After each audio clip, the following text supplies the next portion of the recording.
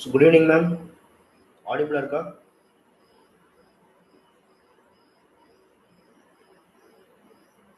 Okay, ma'am.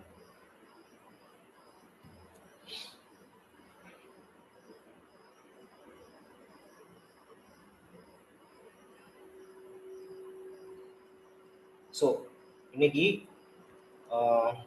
Agricultural productivity அதில் வச்சிருக்கிற சில டெக்னிக்ஸ், அதாவது மெஷர்மெண்ட்ஸு, அதை பார்த்துடுறோம்.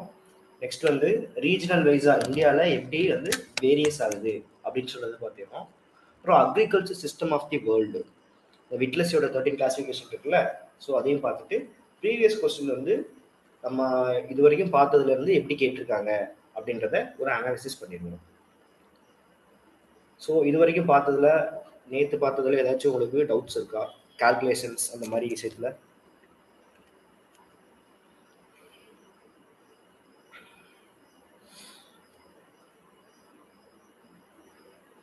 Okay ma'am. ஸோ நேற்று விட்டு ஸ்டார்ட் பண்ணிடலாம்.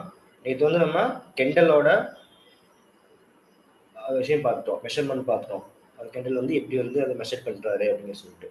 இப்போது வேரியஸ் ஆத்தர்ஸ் வந்து சில மெஷர்மெண்ட்னு சொல்லியிருக்காங்க. ஸோ அதில் எதை பேஸ் பண்ணி அவங்க சொல்லியிருக்காங்க, எந்த இயரில் சொல்லியிருக்காங்க, ஸோ அதுக்கான ஒரு சிம்பிள் எக்ஸாம்பிள் இதெல்லாம் பார்த்துடலாம்.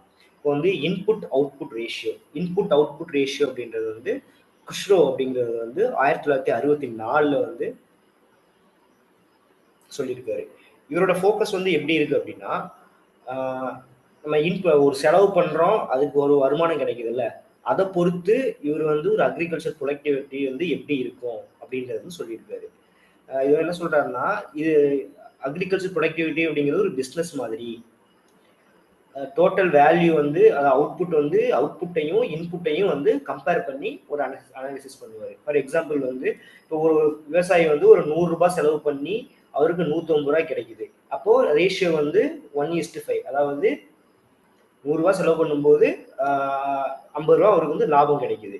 இந்த ஃபார்மர்ஸ் ஃப்ரெண்ட்ஸ் 100 அண்ட் ஏர்ன்ஸ் 200 அப்படின்னா வந்து 100 ரூபாய்க்கு செலவு பண்ணும்போது 200 ரூபாய் கிடைக்குது. அப்போ வந்து ரேஷியோ வந்து 2.0 இருக்கும்.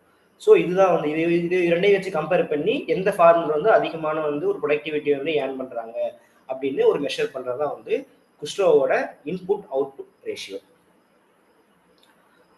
ஸோ செகண்ட் வந்து கிரெயின் ஈக்குவலன்ஸ் அப்படிங்கிறது வந்து பக் அப்படிங்கிறவர் வந்து 1967 வந்து ஒரு மெஷர்மெண்ட் வந்து சொல்றாரு. இவர் என்ன பண்ணுவார் அப்படின்னா வந்து எல்லா அக்ரிகல்ச்சர் ப்ராடக்டையும் வந்து ஒரு வேல்யூக்கு வந்து மாத்திடுவாங்க. ஃபார் எக்ஸாம்பிள் சொல்லணும்னா, இப்போ வந்து ஒரு கோதுமை இருக்குன்னு வச்சுக்கோங்களேன். கோதுமை வந்து ஒரு யூனிட்டா வந்து எடுத்துக்குவாங்க. அதாவது ஒரு யூனிட் கோதுமை எடுத்துக்குவாங்க. அது ஏன் எதுக்காக பண்றாங்க அப்படின்னா வந்து எல்லா பொருளையும் வந்து எல்லாமே எல்லாத்துக்கும் சமம் கிடையாது. இப்போ 1 கிலோ அரிசி அப்படிங்கிறது 1 கிலோ பருத்திக்கு வந்து சமம் கிடையாது. ஸோ அதை வந்து நம்ம எப்படி வந்து ரெண்டையும் சமப்படுத்துறது அப்படிங்கிறது தான் வந்து இவரோட நோக்கம். இப்போ ஒரு யூனிட் கோதுமை அப்படின்னு இருக்கு அப்படின்னா அது வந்து என்ன சொல்லலாம் அப்படின்னா ஒரு 0. எக்ஸாம்பிள் இருக்கு பார்த்துக்கோங்க. 1 கிலோகிராம் கார்ன், அதாவது சோளம் அப்படிங்கிறது 0.8 கிலோகிராம் இருக்கிற வீட்டுக்கு சமம். 1 கிலோகிராம் சோயாபீன்ஸ் அப்படிங்கிறது 1.2 கிலோகிராம் இருக்கிற வீட்டுக்கு சமம் அப்படின்னு சொல்லி அந்த மொத்தம் அப்ப எப்படி ஆயிரும், ஒரு கிலோ வந்து சோயாபீன்ஸ் கொடுத்துட்டு 0.8 கிலோகிராம் வீட்டு வாங்கிக்கலாம். அந்த மாதிரி 1 கிலோ வந்து கோதுமை கொடுத்துட்டு 1.2 கிலோ ஒரு கிலோ சோளம் கொடுத்துட்டு 1.2 கிலோ வீட்டு வாங்கிக்கலாம். ஸோ இது மாதிரி வந்து கிரெயின், அதாவது இந்த தானியங்களை வந்து ஒரு ஈக்குவலன்ஸா வச்சு சொல்றதுதான் வந்து இவருடைய மெஷர்மெண்ட். ஸோ அவ்வளோதான். இதெல்லாம் ரொம்ப சிம்பிள் தான், ரொம்ப அதிகமாகலாம் டீட்டெயிலாக கேட்க மாட்டாங்க. ஒரு விஷயம் மட்டும் என்னன்னு தெரிஞ்சுக்கிறோம், அந்த கிரெயின்ஸ் ஈக்குவலன்ஸ் வந்து யார் சொன்னாங்க, இதுக்கு முன்னாடி பார்த்தா இன்புட் அவுட்புட் ரேஷியோ வந்து யார் சொன்னாங்க. ஸோ அந்த மாதிரி விஷயங்களை மட்டும் நம்ம தெரிஞ்சுக்கிட்டோம்னா போதும். தேர்ட் ஒன்று வந்து ஸ்டாம்ப். அவர் வந்து 1958 வந்து என்ன சொல்றாருன்னா கேரிங் கெப்பாசிட்டி அதை வச்சு சொல்றாரு. என்னன்னா ஒரு நிலம் வந்து ஒரு மனுஷனுக்கு ஒரு 10 பேருக்கு வந்து சாப்பாடு கொடுக்குது ஒரு நிலம், இன்னொரு நிலம் வந்து ஒரு 20 பேருக்கு சாப்பாடு கொடுக்குது. ஸோ அப்படி வந்து அந்த ரெண்டு வச்சு கம்பேர் பண்றது கேரிங் கெப்பாசிட்டி, அது எந்த அளவுக்கு ஒருத்தர் வந்து ஒரு விளைச்சலை தருது அப்படின்னு சிம்பிளா சொல்றது வந்து இந்த கேரிங் கெப்பாசிட்டி வச்சு. This measures how many people can be fed by the produce of specific unit of land. எத்தனை பேர் வந்து ஒரு ஸ்பெசிபிக் யூனிட் ஆஃப் லேண்ட்ல வந்து கொடுக்குது, ஒரு லேண்ட் கொடுக்குது அப்படின்னு சொல்றது. It links agricultural production directly to human consumption and food security. அது ஈஸி தான். ஸோ இது எக்ஸாம்பிள் இப்போ நான் சொன்னதான் வந்து ஒரு இதுக்கு வந்து 5 பேர் கொடுக்குது, இன்னொரு நிலம் வந்து 10 பேர் கொடுக்குது. அப்போ எந்த நிலம் வந்து பெஸ்ட்டான ஒரு ப்ரொடக்ஷன் கொடுக்குது அப்படிங்கிறது கம்பேர் பண்ணுறது. அது வந்து கேரியிங் கெப்பாசிட்டி. ஸோ ஃபோர்த் வந்து weighted ranking. Sapre and Deshpande பாட்டியா இவங்க 3 பேருமே வந்து வெயிட்டட் ரேங்கிங் வந்து சொன்னாங்க. இப்போ வந்து கெண்டல் இருக்காருல்ல, கெண்டல் வந்து என்ன சொன்னாரு, ஒரு வெயிட்டட் ஓவர்லே கொடுக்காம ஒவ்வொரு லேண்ட்ல இருந்து இவ எவ்வளவு ப்ரொடியூஸ் ஆகுது அப்படிங்கிறது மட்டும் தான் வந்து அவரு சிம்பிளா சொல்லியிருப்பாரு. அது கெண்டல். அதாவது இந்த ரேங்கிங் கோஎஃபிஷியன்ட் பார்த்தோம்ல, கெண்டல் ரேங்கிங் கோஎஃபிஷியன்ட், இதுவும் கிட்டத்தட்ட அதே மாதிரி தான். ஆனா இது என்ன ஒரு விஷயம் அப்படின்னா வந்து ஒரு வெயிட் வந்து ஆட் பண்ணுவாங்க. எல்லா இப்போ வந்து ஒரு கிராப் வந்து 80% வந்து ஒரு லேண்ட்ல கவர் பண்ணுது. அது வந்து நமக்கு இம்பார்ட்டன்டா வந்து நம்ம பார்க்க மாட்டோம். அதாவது கெண்டலோட ரேங்க் எஃபிஷியன்ட்ல இப்போ அது வந்து எவ்வளவு கிலோகிராம்ஸான ப்ரொடக்ஷன் தருது, ஒரு இப்போ எவ்வளவு தருது அப்படின்னு மட்டும் தான் பார்ப்போம். ஆனா இவங்க வந்து என்ன பார்ப்பாங்கன்னா அந்த லேண்டு அந்த கிராப் வந்து அந்த லேண்ட் ஏரியா வந்து எவ்வளவு ஆக்குபை பண்ணுது அதுக்கு வந்து ஒரு வெயிட்டட் கொடுப்பாங்க. இப்போ 80% ஆக்குபை பண்ணுதுன்னா அதுதான் பெஸ்ட் அப்படிங்கிற மாதிரி இவங்களுடைய பாட்டியா தேஷ்பாண்டே சாப்ரேவோட அனாலிசிஸ்ல வந்து மெஷர்மெண்ட்ல வந்து ஆட் பண்ணுவாங்க. ஸோ அவ்வளோதான். எக்ஸாம்பிள் என்னன்னா, if district 1 is producing mustard but ஒரு 10 கிலோ வந்து ஒரு ரைஸ் வந்து இது பண்ணுது, க்ரோ பண்ணுது. எப்படி சொல்றது, ஒரு ஒரு ஒரு டிஸ்ட்ரிக்ட் இருக்கு, அந்த டிஸ்ட்ரிக்ட் வந்து வெறும் 2% அந்த ஒரு ஒரு லேண்ட் ஏரியால ஒரு 2% மட்டும்தான் வந்து ஒரு கடுகு விளையுது, மஸ்டர்டு வந்து விளையுது. ஆனா அது வந்து நேஷனல் ஆவரேஜ்லேயே வந்து அதிகம்தான். ஆனா இருந்தாலும் இன்னொரு டிஸ்ட்ரிக்ட்ல வந்து இது ஃபுல்லா 80% ஆஃப் லேண்ட் வந்து என்ன விளையுதுன்னு பாத்தீங்கன்னா பேடி கல்டிவேஷன் வந்து நடக்குது. ஸோ நம்ம ரேங்கிங் கோஎஃபிஷியன்ட் பார்க்கும்போது இது லேண்ட்ல வந்து எவ்வளவு விஷயம் இருக்கு அப்படிங்கறது வந்து நம்ம எடுத்துருக்க மாட்டோம், எவ்வளவு ப்ரொடக்ஷன் கொடுக்குது அப்படிங்கிற மட்டும் தான் எடுத்திருப்போம். ஆனா இவரு சாப்ரேவும் தேஷ்பாண்டேவும் இது வந்து லேண்ட் வந்து எவ்வளவு தூரம் முக்கியத்துவம் வாய்ந்தது, எவ்வளவு ப்ரொடக்ஷன் கொடுக்குது அப்படிங்கிறதையும் அனாலிசிஸ் பண்ணுவாங்க. அது ஒண்ணுதான் வந்து கெண்டலுக்கும் பாட்டியாவோட மெத்தடுக்கும் இருக்கிற ஒரு சின்ன டிஃபரன்ஸ்.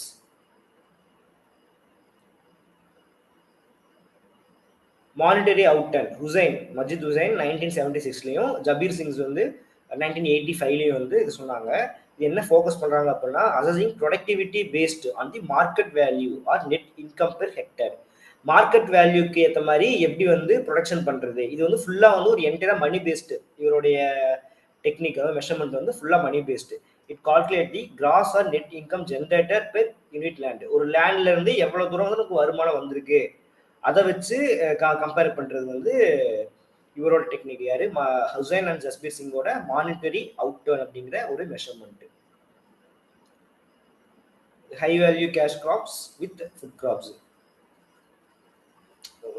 இப்போ ஒரு பீஸ் ஆஃப் லேண்ட்ல வந்து நம்ம ரைஸ் போட்டோம் அப்படின்னா அது வந்து ஒரு 1000 ரூபாய் கிடைக்குது அப்படின்னு வச்சுக்கிறோம். இதே வந்து இதே சேம் பீஸ் ஆஃப் லேண்ட்ல வந்து நம்ம ஒன்று ஒரு நல்லா அதிகமாக விளையிறது ஒரு முந்திரியே போடுறோம், முந்திரி நல்லா ரேட்டுக்கு போகுது இல்ல, முந்திரி கடு இந்த மிளகு இது மாதிரி போடுறோம் அப்படின்னா அதோடைய ரேட் வந்து 10,000 ரூபாய்க்கு போகும்.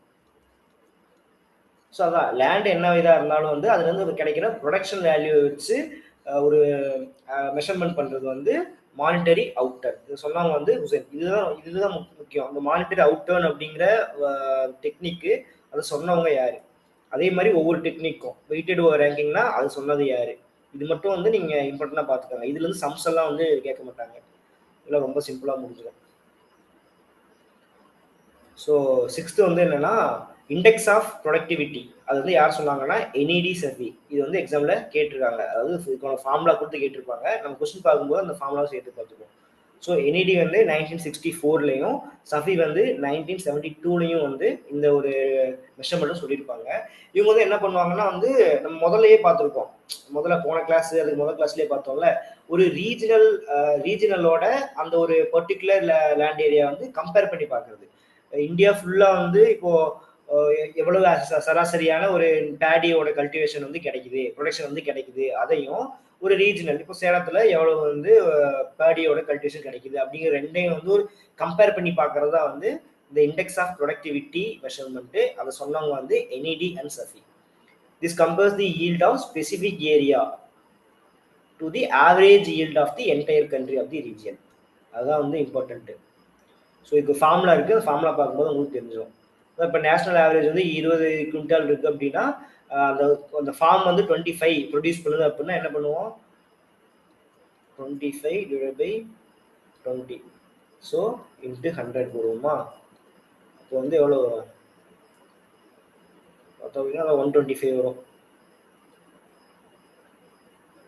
ஸோ 25% வந்து அந்த லேண்ட் ஏரியா வந்து அதிகமான ப்ரொடக்ஷன் கொடுக்குது அப்படிங்கிறது வந்து கால்குலேட் பண்ணுவோம். இது எவ்வளோதான் சிம்பிள் தான். ஸோ இதில் என்னென்ன வந்து பிரச்சனைகள்லாம் இருக்குது இந்த மாதிரி விஷயங்கள்ல.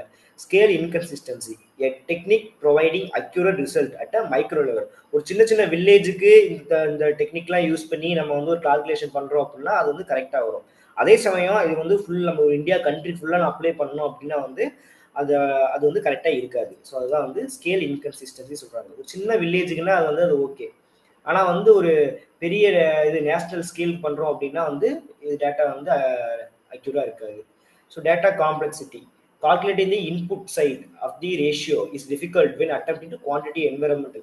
வெறும் நம்ம வந்து இந்த இன்புட்டு இதெல்லாம் மட்டுமே அசஸ்மெண்ட் பண்ணுமே தவிர வந்து ஒரு என்விரான்மெண்டலா அது வந்து எவ்வளவு வந்து வாட்டர் வந்து கிரவுண்ட் வாட்டர் வந்து கன்சியூம் பண்றாங்க, எவ்வளவு ஃபெர்டிலைசர் யூஸ் பண்றதுனால சாயிலோடைய ஃபெர்டிலிட்டி குறையுது, ஸோ அந்த மாதிரி விஷயங்கள்லாம் வந்து நம்ம பார்க்க மாட்டோம். ஃபுல்லா ஒரே ஒரு விஷயம் வந்து நமக்கு வந்து எவ்வளவு ப்ரொடக்ஷன் இருக்கு அப்படிங்கிறது வந்து மெஷர் பண்றது மட்டும்தான் இருக்கு.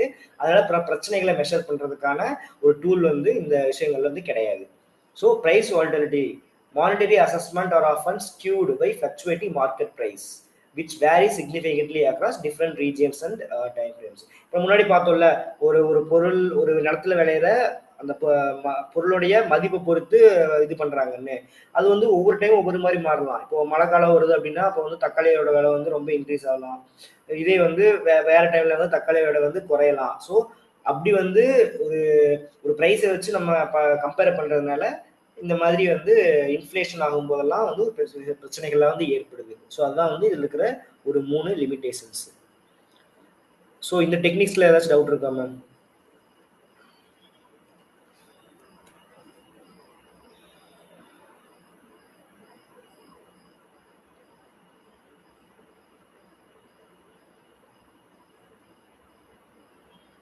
இண்டெக்ஸ் ஆஃப் ப்ராப்பர் இந்த என்இடியோட டெக்னிக்ஸ் அதான்.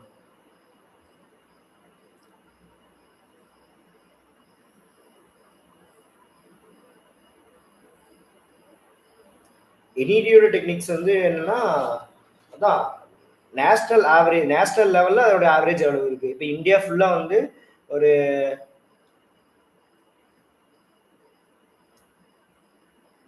1000 கிலோ வந்து ஒரு பொருள் விளையுது. இதே வந்து ஒரு குறிப்பிட்ட ரீஜன், எந்த ரீஜனும் எடுத்துக்கலாம். இப்போ கோயம்புத்தூர் ரீஜன்ல அதே இப்போ வந்து ஒரு நெல் பேடி வந்து எடுத்துக்கிறோம் அப்படின்னா நேஷனல் லெவல்ல வந்து 1000 கிலோ விளையுது. இதே வந்து நம்ம கோயம்புத்தூர்ல மட்டும் ஆவரேஜ், இது வந்து மொத்தமா கிடையாது, ஆவரேஜ் அப்படிங்கும்போது என்னது எல்லா ஸ்டேட்டையும் நம்ம எல்லா டிஸ்ட்ரிக்டையும் கூட்டி நம்ம ஆவரேஜ் தான் கண்டுபிடிக்கிறோம். So average 1000. இதே வந்து கோயம்புத்தூரோட ஆவரேஜ் வந்து ஒரு 1500 இருக்கு அப்படின்னா ஃபார்முலா வந்து இது.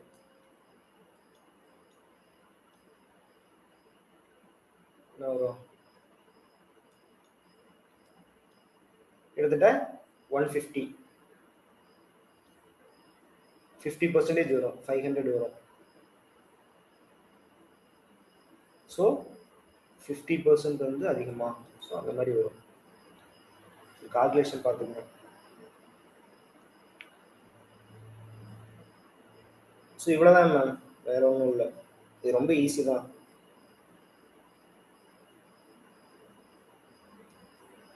ஸோ 150 வரும். 150 வரும்போது 50% வந்து அதிகமாக இருக்கு அப்படிங்கிறது நம்ம கால்குலேட் பண்ணி சொல்லிடுவோம்.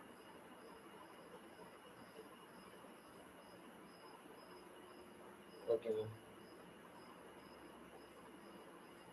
இது கொஸ்டின் வந்து எப்படி கேட்பாங்க, இந்த இதை என்இடி இதை பொறுத்த வரைக்கும் எப்படி கேட்பாங்கன்னா வந்து சப்போஸ் வந்து ஒரு ஃபார்முலா கொடுத்துருவாங்க. இப்போ நான் சொன்ன இந்த ஃபார்முலா தான் என்னது ஈல்டு பெர் லோக்கல்னு வச்சுக்கோங்க, yield per national level into 100 அப்படின்னு கேட்டு இதுல வந்து ஒய் எல்லாம் என்ன எல்லாம் கேட்கலாம், அப்படி கேட்கலாம். அப்படி இல்லைன்னா இது யார் சொன்னாங்கன்னு கேட்கலாம். இல்லைன்னா இந்த ஃபார்முலாவே கொடுக்காம அதாவது நேஷனல் ஆவரேஜையும் லோக்கல் ஆவரேஜையும் வச்சு ப்ரொடக்டிவிட்டி இண்டெக்ஸை வந்து ப்ரொபோன் பண்ணது யாரு அப்படிங்கிற மாதிரி கொஸ்டின் கேட்கலாம். ஸோ அவ்வளோதான் இதில் கேட்பாங்க. ஸோ நெக்ஸ்ட் வந்து இது ஒரு இம்பார்ட்டண்டான ஒரு மெத்தடு, ஜஸ்பீர் சிங்கோட agriculture productivity method. Okay, well earlier methods like ranking coefficient method focused on how many kilograms, ஒவ்வொரு நம்ம இதுக்கு முன்னாடி பார்த்த எல்லா மெத்தட்லயும் வந்து இந்த கெண்டல் மெத்தடா இருக்கட்டும் மற்ற மெத்தட்லாம் இருக்கட்டும் என்ன சொல்லியிருப்பாங்கன்னா வந்து ஒரு எவ்வளவு கிலோகிராம் விளையுது அப்படின்னு சொல்லியிருப்பாங்க. அதை வச்சு மட்டுமே வந்து மெஷர்மெண்ட் வந்து பண்ணியிருப்பாங்க. ஆனா வந்து சிங் வந்து என்ன சொல்லுவாரு, ஜஸ்பீர் சிங் வந்து என்ன சொல்றாரு அப்படின்னா வந்து அப்படி கிடையாது. ஒரு ஃபார்மர் வந்து க்ரோ பண்றாரு அப்படின்னா வந்து low value millet might appear more productive than a farmer growing smaller value of high value saffron. இப்போ வந்து ஒரு வைக்கப்புல் வச்சுக்குவோம், ஹூ அப்படிம்பாங்க, நெக்ஸ்ட் ஸ்லைட்ல பார்ப்போம். இப்போ வைக்கப்புல் வந்து ஒருத்தர் வந்து விளைவிக்கிறாரு அப்படின்னா வந்து அதனுடைய விளைவிக்கிறதுக்கான ரேட் வந்து கம்மியா இருக்கலாம், அதோட வெயிட் அதிகமா இருக்கிறதுனால மொத்தமா கம்மியா, அதோட மதிப்பு வந்து கம்மியா இருக்கும். இதே வந்து ஒரு குங்குமப்பூ வந்து அதே அளவு வந்து கம்மியான அளவுல விளைவிச்சாலும் அதோடைய மதிப்பு வந்து அதிகமா இருக்கும் அப்படிங்கிறது சொல்லியிருக்காரு. நெக்ஸ்ட் வந்து என்ன சொல்லியிருக்காருன்னா வந்து ஒவ்வொரு கேபிட்டல், அதாவது லேபர் இருக்கோம்ல, அதுல போய் வேலை பார்க்குற லேபருக்கு வந்து எவ்வளவு வந்து வருமானம் கிடைக்குது ஒவ்வொரு இண்டிவிஜுவலுக்கும். அதாவது ஒரு பொருளை விளைவிச்சு அதை விற்று அந்த வர்ற வருமானத்துல நம்ம வந்து கூலி ஆட்களுக்கு வந்து ஆட்களுக்கு வந்து சம்பளம் கொடுக்குறோம்ல, அது எவ்வளவு சம்பளம் வந்து போய் சேருதோ அதை வச்சு வந்து இவர் பிரிச்சிருப்பாரு, லேண்ட் ப்ரொடக்டிவிட்டி வந்து அனாலிசிஸ் பண்ணியிருப்பாரு. ஃபைனலா வரும்போது ஒருத்தருக்கு வந்து ஒரு சேலரி வரும், ஒரு 500 ரூபாய் வருது, இன்னொருத்தருக்கு வந்து ஃபைனலா எல்லாம் கூட்டி கழிச்சது போக ஒரு 700 ரூபாய் வருது அப்படின்னா அதை வச்சு கம்பேர் பண்ணி இந்த லேண்ட் வந்து நல்லா ப்ரொடக்டிவா இருக்கு, இந்த லேண்ட் வந்து ப்ரொடக்டிவிட்டியா இல்லை அப்படின்னு சொல்றதா வந்து இவரோட டெக்னிக். ஸோ நம்ம சம்மரி பார்க்கும்போது உங்களுக்கு ஈஸியா புரிஞ்சிடும். ஸோ இவரோட ஃபார்முலா வந்து அக்ரிகல்ச்சர் ப்ரொடக்டிவிட்டிக்கான ஃபார்முலா வந்து இதுதான், summation of PIJ into MIJ minus COP. PIJ அப்படின்னா வந்து ப்ரொடக்ஷனு, நம்ம எவ்வளவு வந்து ப்ரொடக்ஷன் பண்றோம், அவுட்புட் போகுது. இப்போ வந்து 100 கிலோ நம்ம அவுட்புட் கொடுக்குறோம் ஒரு கிராப்ல இருந்து அப்படிங்கிறது வந்து பி. ஐஜேங்களை விட்டுருங்க, பி அப்படிங்கிறது அதுதான் சிம்பிளா வந்து என்னது, summation of p into m minus COP. M அப்படின்னு வந்து மார்க்கெட் பிரைஸ், நம்ம விளைவிக்கிற பொருள் வந்து எவ்வளவு பிரைஸுக்கு போகுது அப்படிங்கிறது வந்து எம். சிஓபி அப்படின்னா வந்து காஸ்ட் ஆஃப் ப்ரொடக்ஷன், அந்த நம்ம பண்ண ப்ரொடக்ஷனுக்கு வந்து எவ்வளவு செலவாச்சு அப்படிங்கிறத நம்ம கிடைச்ச, இது வந்து வருமானம், இது வந்து நம்ம கிடைச்ச வருமானம். 500 கிலோவுக்கு எத்தனை ரேட்டு போட்டோம்னா ஒரு ஆன்சர் வரும், அந்த வருமானத்துல இருந்து காஸ்ட் ஆஃப் ப்ரொடக்ஷன் வந்து மைனஸ் பண்ணிடுறாங்க. இதே மாதிரி ஒவ்வொரு கிராப்புக்கும் ஒரு இப்போ வந்து வெரைட்டி ஆஃப் கிராப் விளையும்ல ஒரு லேண்ட்ல ஒரு ரீஜன்ல, ஸோ அந்த எல்லா கிராப்புக்கு வந்து போட்டு நம்ம சமேஷன் பண்ணி ஒரு ஆன்சர் வரும். அந்த ஆன்சரை அந்த இடத்துல எத்தனை பேர் வேலை பார்த்தாங்க அப்படிங்கிறத வச்சு டிவைட் பண்ணணும். அது வந்து நெக்ஸ்ட் ஃபார்முலால வரும். டிவைட் பண்ணும்போது ஒரு ஆன்சர் கிடைக்கும், அது வந்து அதை வச்சு கம்பேர் பண்ணுவாங்க, அவ்வளோதான். இப்போ சிஓபி அப்படின்னா cost of production, seed, fertiliser, pesticide, labour, machinery cost, இதெல்லாம் வந்து நம்ம மைனஸ் பண்ணணும். ஸோ அதில் வந்துடும். சம் அப்படின்னா வந்து சம்மேஷன், என்னது மொத்தமாக எத்தனை கிராப் விளையுதோ அத்தனை கிராப். இப்போ வீட்டு, மஸ்டர்டு, சுகர் கேன் விளையுதுன்னா இது மூணையும் தனித்தனியாக இதே மாதிரி கால்குலேட் பண்ணிக்கணும். P into m minus COP, இப்படி வந்து ஒவ்வொரு இதுக்கும் நம்ம கால்குலேட் பண்ணிட்டு அதை மொத்தமாக சமேஷன் பண்ணோம் அப்படின்னா வந்து அந்த லேண்டோட ப்ரொடக்டிவிட்டி கிடைக்கும். அந்த லேண்ட்ல வந்து எவ்வளவு தூரம் வந்து வருமானம் கிடைச்சிருக்குன்னு கிடைக்கும். அதுக்கப்புறம் வந்து அவர்கள் லேபர்ல வந்து டிவைட் பண்ணி பர்டிகுலரா சொல்லுவாரு. The key components of the methods என்னன்னு பார்த்தோம்னா எக்கனாமிக் ரியலிசம். ரியலிட்டிக்கா இருக்கும், நம்ம எல்லாம் வெறும் நம்ம வந்து எவ்வளவு ப்ரொடக்ஷன் கிடைக்குது அப்படிங்கிற விஷயத்தை மட்டும் பார்க்காம அதுல எவ்வளவு செலவாகுது, எவ்வளவு வந்து நமக்கு நெட் ரிட்டர்னா வருமானம் கிடைக்குது அப்படிங்கிறத சொல்லும். அது வந்து ஒரு முக்கியமான விஷயம். அடுத்துதான் ரெண்டாவது சொல்றாங்க பெர் கேபிட்டா லேபர் ப்ரொடக்டிவிட்டி. இப்போ நான் சொன்னாலும் அதுதான். Singh often emphasize productivity in terms of per unit of labor employed.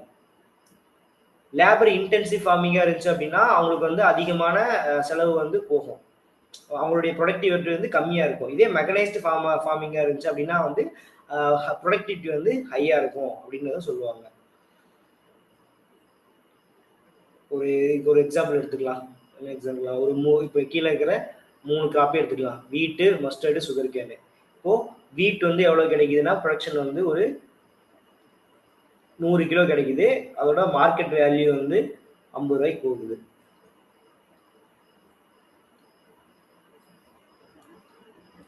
அப்புறம் இது மஸ்டர்டு கடுகு வந்து ஒரு 200 ரூபாய், 200 கிலோ கிடைக்குது. அது ஒரு 100 ரூபாய்க்கு போகுது. அது சுகர் கேன், அது வந்து அவ்வளோ ஒரு 500 கிலோ கிடைக்குது. கிலோ வந்து 10 ரூபாய்க்கு போகுது வைங்க. மைனஸ் இவங்க கோதுமை விளைவிக்கிறதுக்கான அந்த செலவு வந்து மொத்தமாக வந்து ஒரு 200 ரூபாய். இதுக்கான செலவு இது மஸ்டர்டு கடுகு விளைவிக்கிறான செலவு வந்து ஒரு 400 ரூபாய். இதுக்கு சுகர் கேனுக்கு ஒரு 100 ரூபாய் செலவாகுதுன்னு வைங்க. ஸோ இதுக்கு ஆன்சர் சொல்லுங்க. 100 × 50 மைனஸ் 200.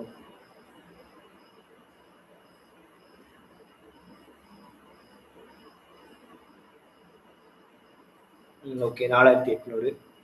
ஸோ 4800.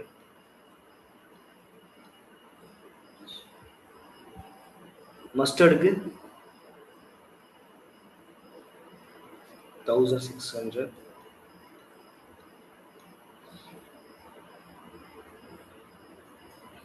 $4900 வருமா?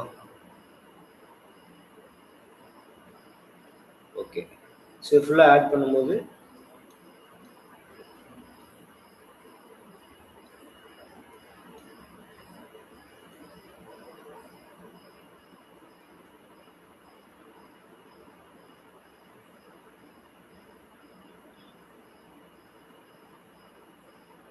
மூணு ஆட் பண்ணும்போது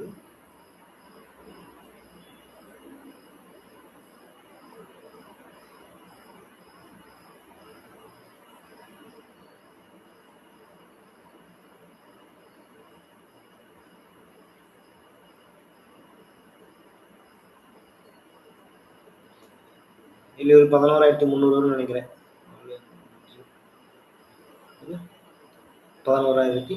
ஓகே, கரெக்டு. 11,300 வருது. ஸோ இது வந்து ஒரு லேண்ட் பார்சலுக்கு ஒரு விவசாயி வந்து இந்த 3 பொருளை விளைவிக்கிறாரு. வீட்டு, மஸ்டர்ட், சுகர் கேன் 3 வந்து விளைவிக்கிறாரு அப்படின்னா வந்து இதுதான் ஆன்சர். நம்ம மேலே போட்டிருக்கோம்ல, இந்த சமேஷன் ஆஃப் PANTM மைனஸ் காப், அதுக்கான ஆன்சர் இது.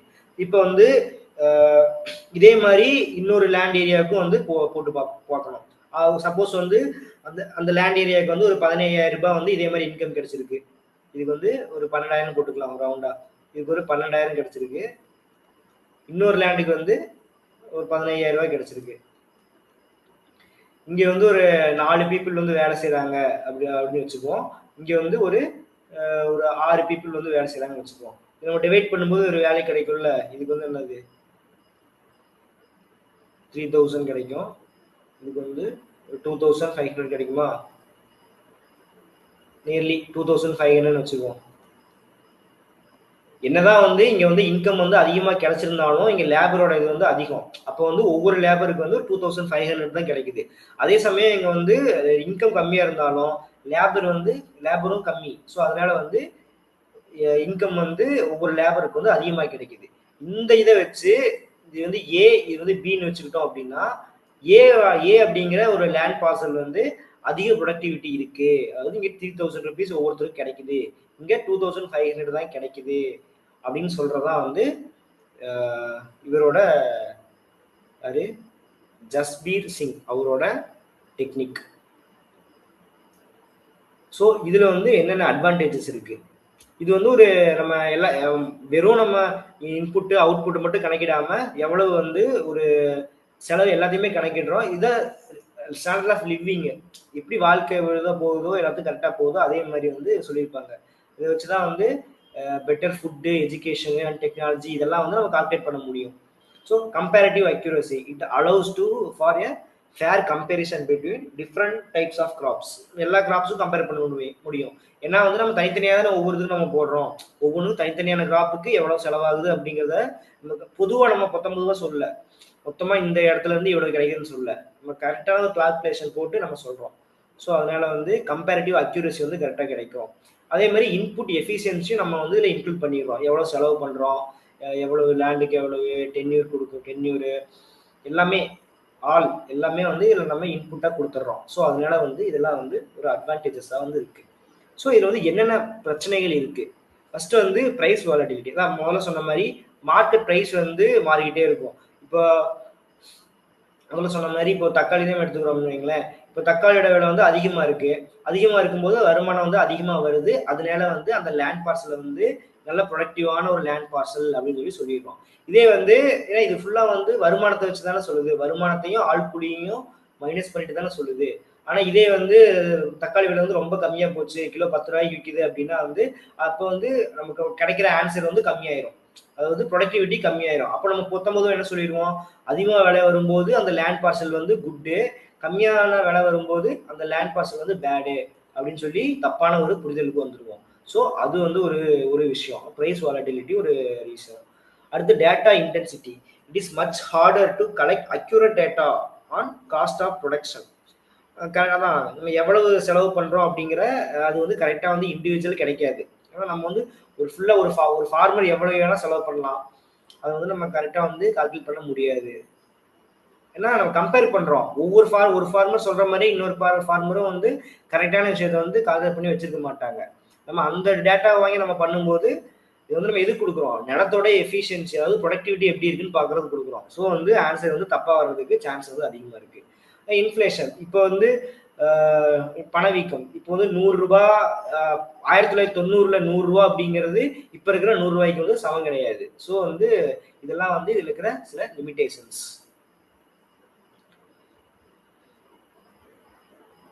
ஸோ ஜஸ்பீர் சிங்கோட இந்த டெக்னிக் அக்ரிகல்ச்சர் ப்ரொடக்டிவிட்டி கால்குலேஷன் மெஷர்மெண்ட்ல ஏதாச்சும் டவுட் இருக்காங்க?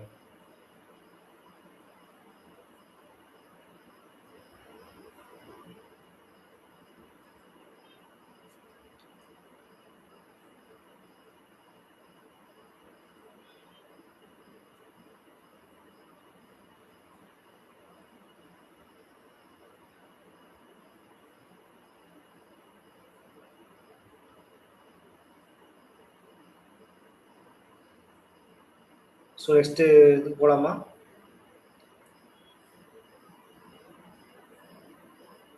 ஓகே. ஸோ இப்போ வந்து நம்ம போனதே பார்த்தோம் அக்ரிகல்ச்சர் ரீஜனலைசேஷன். அதில் வந்து பாட்டியா வந்து வருவார். சாரி, அக்ரிகல்ச்சர் ரீஜனலைசேஷன்ல என்ன இதில் வருவார் பாட்டியா? Graph diversification. அதில் வந்து பாட்டியோட மெத்தட் வந்து எப்படி நம்ம பார்ப்போம். ஸோ இப்போ வந்து அக்ரிகல்ச்சர் எஃபிஷியன்சி அதில் வந்து அவர் என்ன மெத்தட் வந்து சொல்லியிருக்காரு அப்படின்றத வந்து பார்த்துருவோம். ஸோ இது வந்து 1967 வந்து மெத்தட் சொன்னார். ஃபர்ஸ்ட் வந்து அக்ரிகல்ச்சர் எஃபிஷியன்சி அப்படின்னு பார்க்கும்போது என்ன அப்படின்னு பார்த்துடலாம். Agricultural efficiency is the measure of the performance of a cropping system in a given unit area relative to the regional national average. Productivity மாதிரியே தான் எஃபிஷியன்சியும் கிட்டத்தட்ட அது மாதிரி தானே. எஃபிஷியன்சினா வந்து அது வந்து எவ்வளவு வந்து ஒரு லேண்ட் வந்து பர்ஃபார்மன்ஸ் பண்ணுது, எவ்வளவு வந்து மக்களுக்கு அந்த விளைக்கிற பொருளை வந்து கொடுக்குது அப்படின்னு ஒரு அனாலிசிஸ் பண்றதுதான் வந்து அக்ரிகல்ச்சர் எஃபிஷியன்சி. இதுல என்ன ப்ராப்ளம் இருக்குன்னு பார்த்தோம்னா simple yield analysis ignores the spatial dominance of certain crops. ஒரு சின்ன சின்ன கிராப்ஸ்க்கான விஷயங்கள்லாம் வந்து நம்ம அனாலிசிஸ் பண்ண முடியாம போயிடும் சிம்பிள் ஈல்ட் அனாலிசிஸ் அப்படிங்கிறது. ஸோ அதுக்காகத்தான் இவர் என்ன கொண்டு வந்தாருன்னா வெயிட்டட் இண்டெக்ஸ். முதல்ல பார்த்தோம்னா வெயிட்டட் இண்டெக்ஸ், அதே கொஞ்சம் இப்போ டீட்டெயிலாக பார்க்கலாம் அவ்வளோதான். ஸோ வெயிட்டட் இண்டெக்ஸ் அப்படிங்கிற ஒரு டெக்னிக் வந்து இவர் இன்ட்ரடியூஸ் பண்ணாரு. ஸோ நம்ம அதுக்கான இதெல்லாம் பார்த்துருவோம். Before determining overall efficiency, each crop's performance must be normalized against the regional average. ஒவ்வொரு ரீஜனல் ஆவரேஜ் ஒரு மையமா வச்சு ஒவ்வொரு கிராப்பும் வந்து எவ்வளவு தூரம் வந்து ஈல்டு கொடுக்குது அப்படிங்கிறத ஒரு சின்ன கால்குலேஷன் மாதிரி நம்ம பண்ணிடுறோம். ஸோ இதான் ஃபார்முலா. ஐஒய்ஏ அப்படின்னா வந்து ஈல்டு. அது வந்து என்ன சொல்றாங்கன்னா அதாவது ஈல்டு இண்டெக்ஸ். ஐஒய்ஏங்கிறது yield index. Local yield divided by regional yield into 100. அவ்வளோதான். இப்போ லோக்கல் ஈல்டு எவ்வளோ வருது, முதலே ஒரு சம் பார்த்தோம்ல, அதே தான்.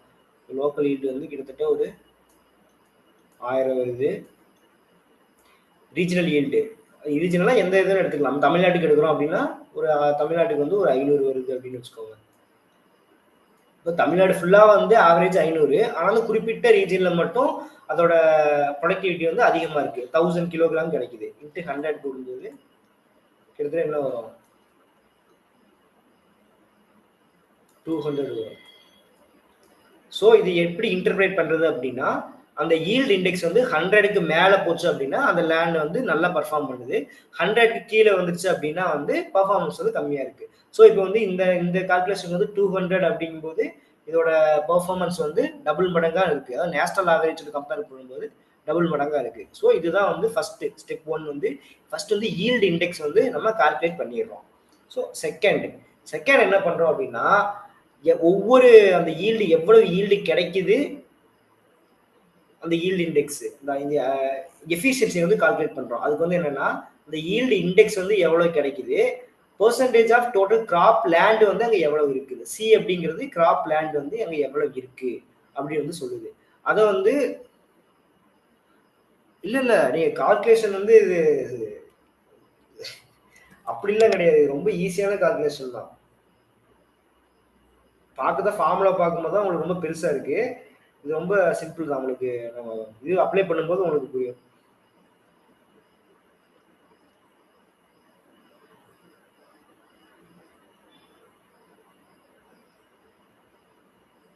இல்ல இது நீங்க ரொம்ப எல்லாம் கால்குலேட் பண்ண வேண்டிய, இப்ப நம்ம பண்ணாத மாதிரியே தான். அதை வந்து பிளஸ் பண்ணிட்டே போவோம். இப்போ வந்து ஒரு ஈல்டு இண்டெக்ஸ் வந்து இப்போ 200 கிடைக்குதுன்னா 200 அது வந்து ஒரு 5 ஏக்கரு அவ்வளவுதான்.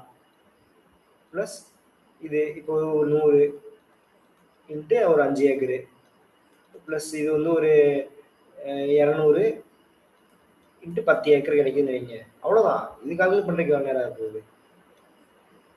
சிங்கிறது டோட்டல் கிராப்டு ஏரியா, மொத்தமா எவ்வளவு கிராப்டு ஏரியா, அதுவும் ஒன்றும் இல்லை. இந்த 5 5 10 20 மொத்தம் 20 தான் வரும். மொத்த கிராப்டு ஏரியா இதுதானே, அவ்வளவுதான்.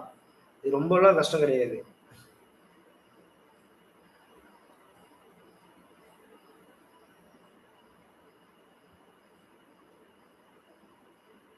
சம்ஸ்லாம் பாயிண்ட்ல வந்துச்சா, அதாவது 100க்கு வந்து 90% வந்து நீங்க பயப்பட வேண்டியதில்லை. ஏன்னா வந்து சம் வந்து டைரக்டா இப்படி சம்மா கேட்காம இது மாதிரி ஃபார்முலா கொடுத்து அது வந்து என்ன விஷயத்த சொல்லுது அப்படிங்கிறது தான் கேட்பாங்க. ஏதாச்சும் ஒரு கண்டிப்பா வந்து எக்ஸாம்ல வந்து ஒரு 2 சம்மாவது வந்து கேட்டுருவாங்க. அது எதுல இருந்து வருதுங்கிறதா நமக்கு தெரியாது. அக்ரிகல்ச்சர் ஜியாகிரபில இருந்து வரலாம், கிளைமேட்டாலஜில இருந்து கூட வரலாம். கிளைமேட்டாலஜில சம் இருக்கான்னு கேட்பீங்க, சம் இருக்கு. ஸோ அதுல இருந்து வரலாம். ஒரு 2 கொஸ்டின் 3 கொஸ்டின் தான் வரும். அது எதுல இருந்து வருதுங்கிறது நமக்கு தெரியாது. அதனாலதான் வந்து நம்ம எல்லாத்தையும் பார்த்துக்கிறோம். 95% வந்து உங்களுக்கு வராது. ஆனா வந்து ஃபார்முலா நீங்க தெரிஞ்சுக்கணும். அதனால நீங்க பயப்பட தேவையில்லை. இப்போ geography of transport and trade அதுல வந்து இருக்குல்ல இண்டெக்ஸஸ்லாம் இருக்குல்ல, கனெக்டிவிட்டி இண்டெக்ஸஸ், அதுக்கு எடுத்த சம் மாதிரி தான் வரும். அதுல இருந்து கேட்கலாம். அப்புறம் நம்ம செட்டில்மெண்ட் ஜியாகிரபிலேயே எதிர்பார்த்தோம்ல, ஸோ அந்த மாதிரி விஷயங்கள்லாம் அதிகமாக கேட்கலாம்.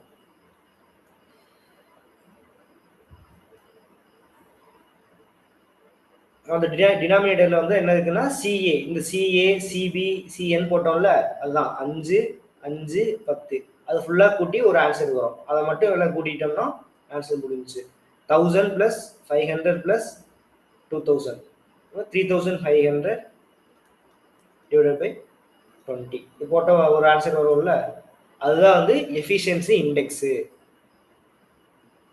அந்த எஃபிஷியன்சி இண்டெக்ஸ் வந்து எவ்வளவு ஹையா இருக்கு அப்படின்னா வந்து அந்த லேண்ட் அந்த ரீஜன் வந்து நல்ல ஹையான ஒரு பெர்ஃபார்மன்ஸ் கொடுக்குது.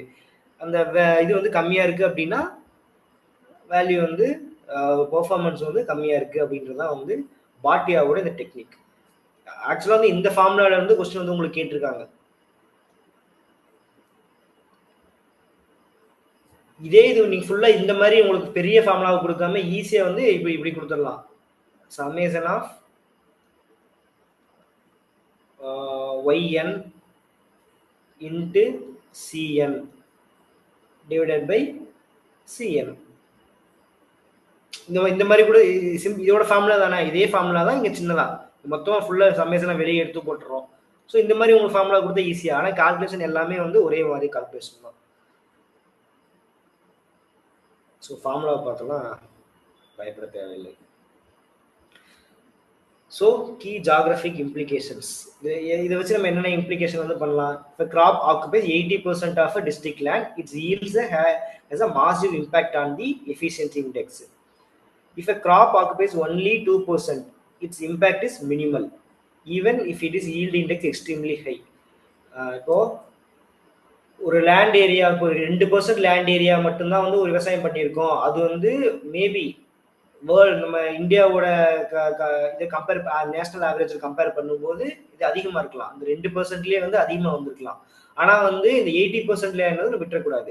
80% வேற அக்ரிகல்ச்சர் கிராப் பண்ணுவாங்க, ஆனால் 80% ஆஃப் லேண்ட் ஏரியா வந்து அந்த கிராப் பண்ணுறாங்க அப்படிங்கிறதுனால இதுக்கு நம்ம ஒரு வெயிட்டேஜ் கொடுப்போம்.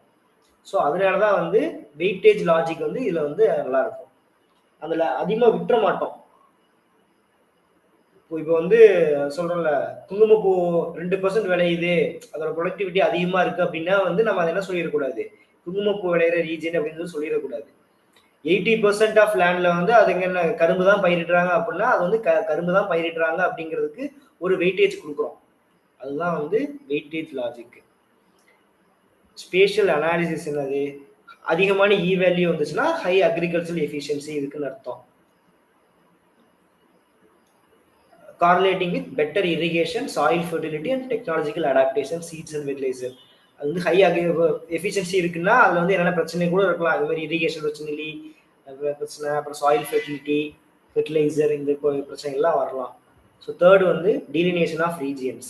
இதை வச்சு நம்ம வந்து அது வெரி ஹையா, லை, மீடியம், லோ ஃப்ரீக்வன்சி, இந்த கோரோப்ளிக் மேப்ஸ்லாம் யூஸ் பண்ணி நம்ம பண்ணலாம் இந்த அனாலிசிஸ் வச்சு. ஸோ அது வந்து இதில் இருக்கக்கூடிய பெஸ்ட்டு.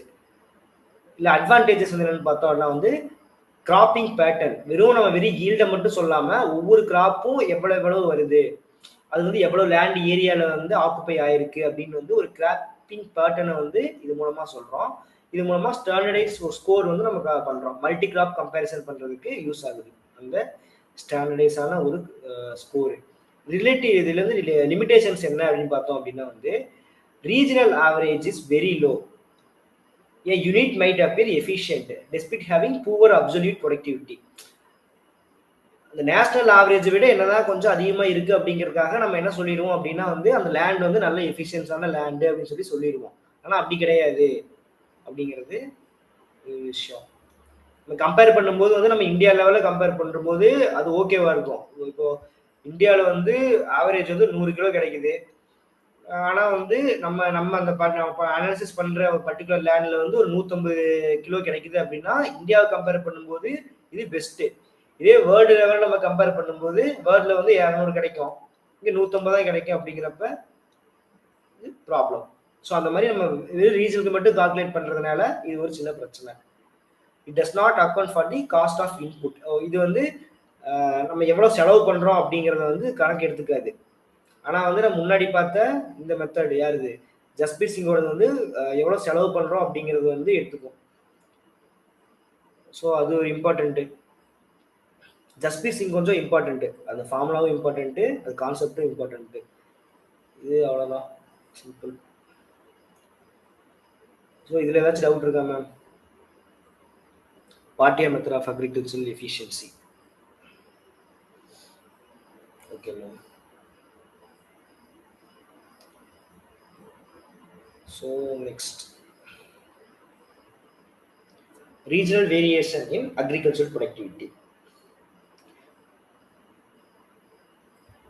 ஸோ இதுதான் வந்து ரீஜனல் வேரியேஷன். எங்கே ப்ரொடக்டிவிட்டி வந்து எங்கெங்கே அதிகமாக இருக்குது எங்கே கம்மியாக இருக்குது அப்படின்றதுக்கான ஒரு மேப்பு பார்த்தோம் அப்படின்னா ராஜஸ்தான் ரீஜன்லாம் வந்து ரொம்ப லோவாக இருக்கும்.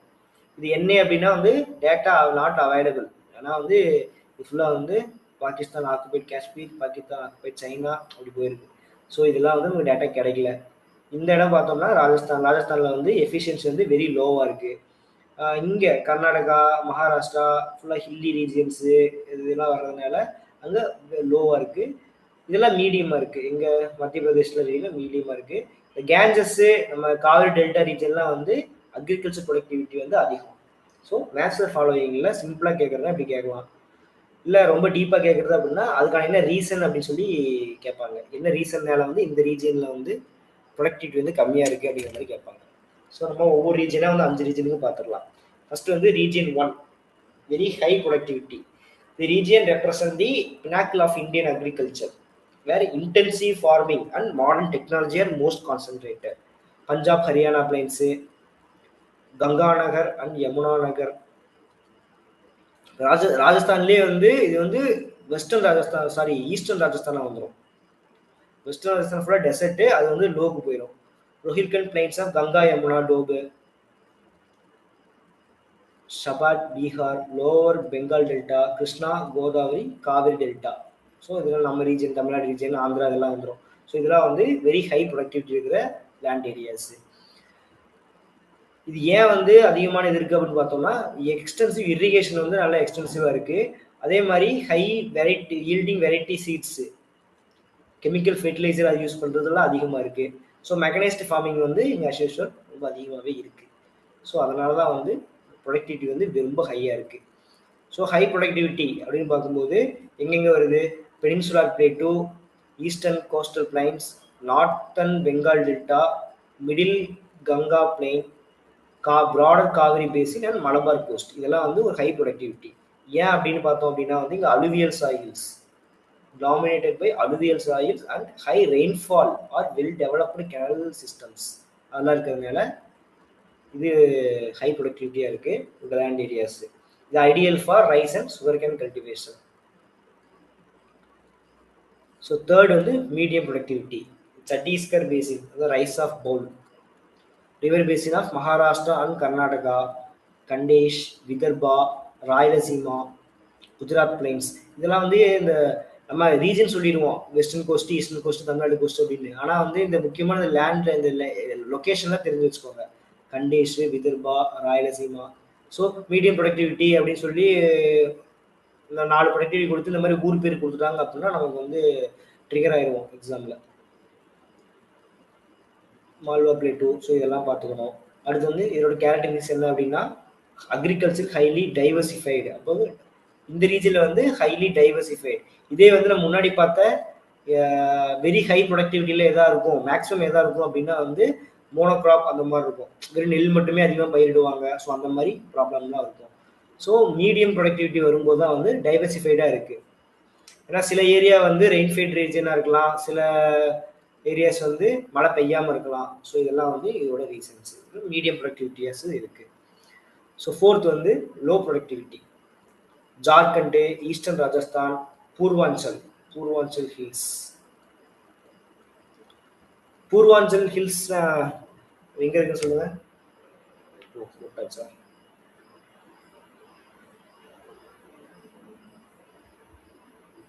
பூர்வாஞ்சல்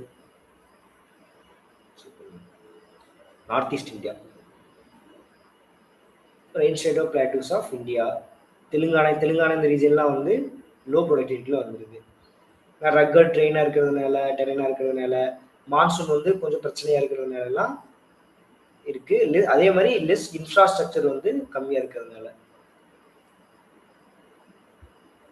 ஸோ வெரி லோ ப்ரொடக்டிவிட்டினா ஜம்மு காஷ்மீர், ஹிமாலயன், தார் டெசர்ட்டு. இதெல்லாம் மேக்ஸிமம் உங்களுக்கே தெரியும், ஆனால் சொல்கிறது ஒன்றும் இல்லை. ஹிமாலயன் ரீஜனில் என்னென்ன பிரச்சனை இருக்குது. ஸோ அது அப்புறம் வெஸ்டர்ன் ராஜஸ்தானில் severe aridity, sandy soils, extreme temperature ஃப்ளக்சுவேஷன்லாம் இருக்கிறதுனால ப்ரொடக்டிவிட்டி வந்து இங்கே அதே மாதிரி ரொம்ப ரொம்ப கம்மியாக இருக்குது. ஸோ அவ்வளோதான். இதில் டவுட்ஸ் கேட்குறதுக்கு எதுவும் இருக்கா?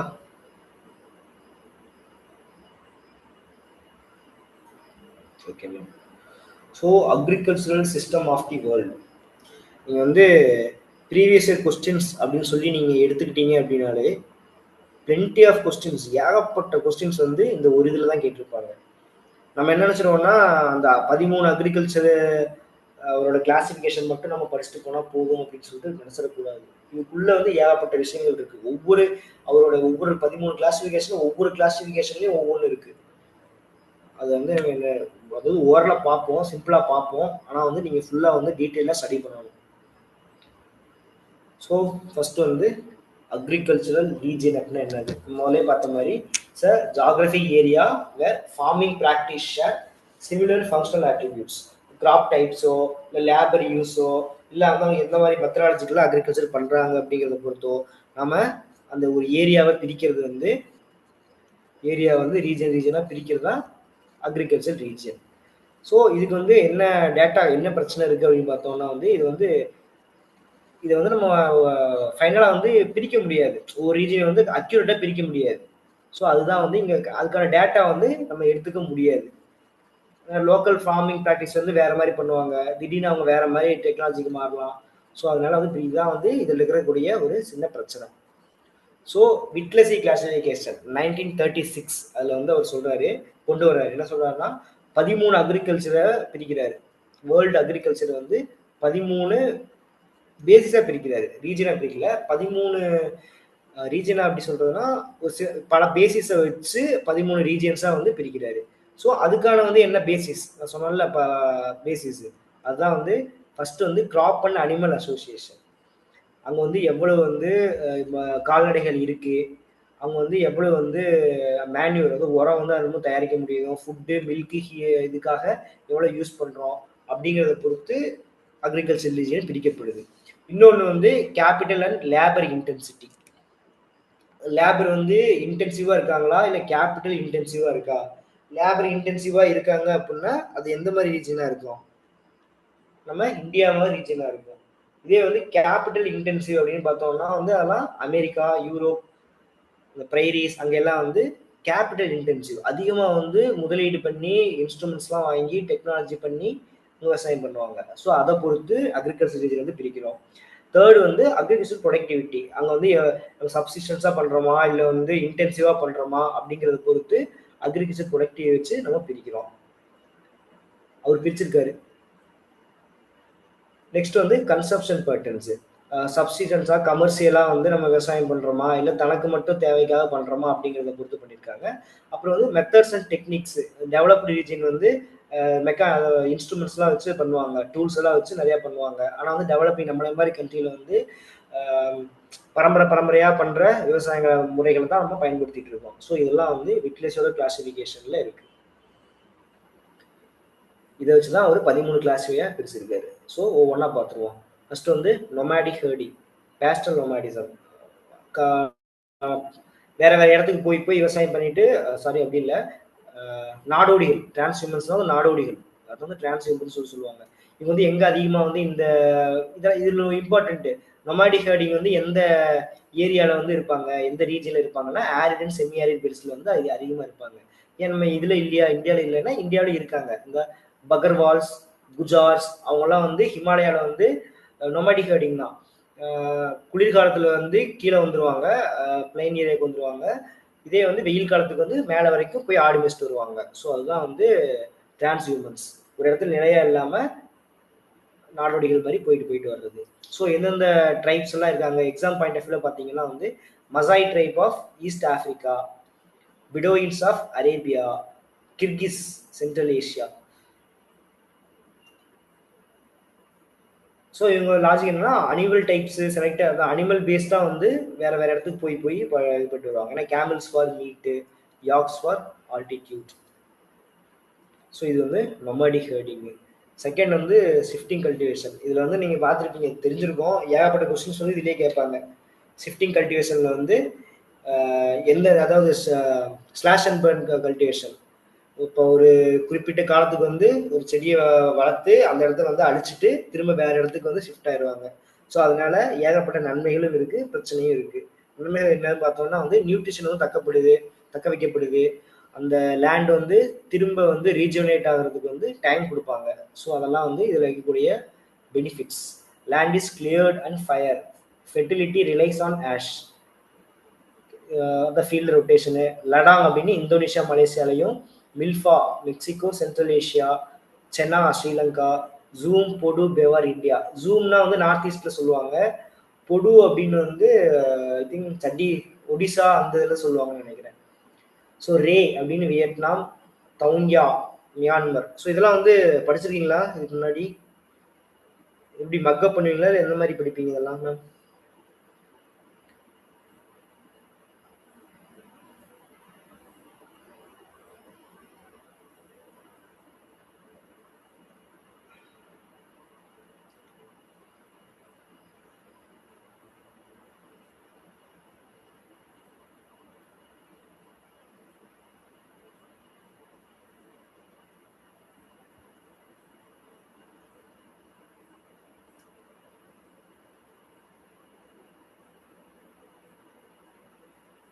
ஓகே. சூப்பர். அதுதான் ஹிண்ட் வச்சு படிச்சுக்கணும். அப்படி இல்லைன்னா நீங்க தான் சொல்லல லடாங் அப்படின்னு வந்து கூகுளில் போய் சர்ச் பண்ணி பாருங்க. ஸோ அவங்க இந்தோனேஷியாவில் ஒரு பீப்புள் வந்து ஒரு இமேஜ் ஒன்று வரும். அதே மாதிரி மில்ஃபா சென்னா ஜூம் ஒவ்வொன்றுக்கும் வந்து நீ இமேஜ் பார்த்து படிக்கும்போது இன்னும் டக்குனு ஞாபகம் வரும். ஸோ அதை மட்டும் நீங்கள் பார்த்துக்கோங்க. நீங்கள் படிக்கிறதுக்கு அது கொஞ்சம் ஈஸியான விஷயம். சொல்கிறது கரெக்டு தான். ஹிண்ட் வச்சு இல்லைன்னா நிமோனிக்ஸ் மாதிரி வச்சு படிச்சுக்கலாம்.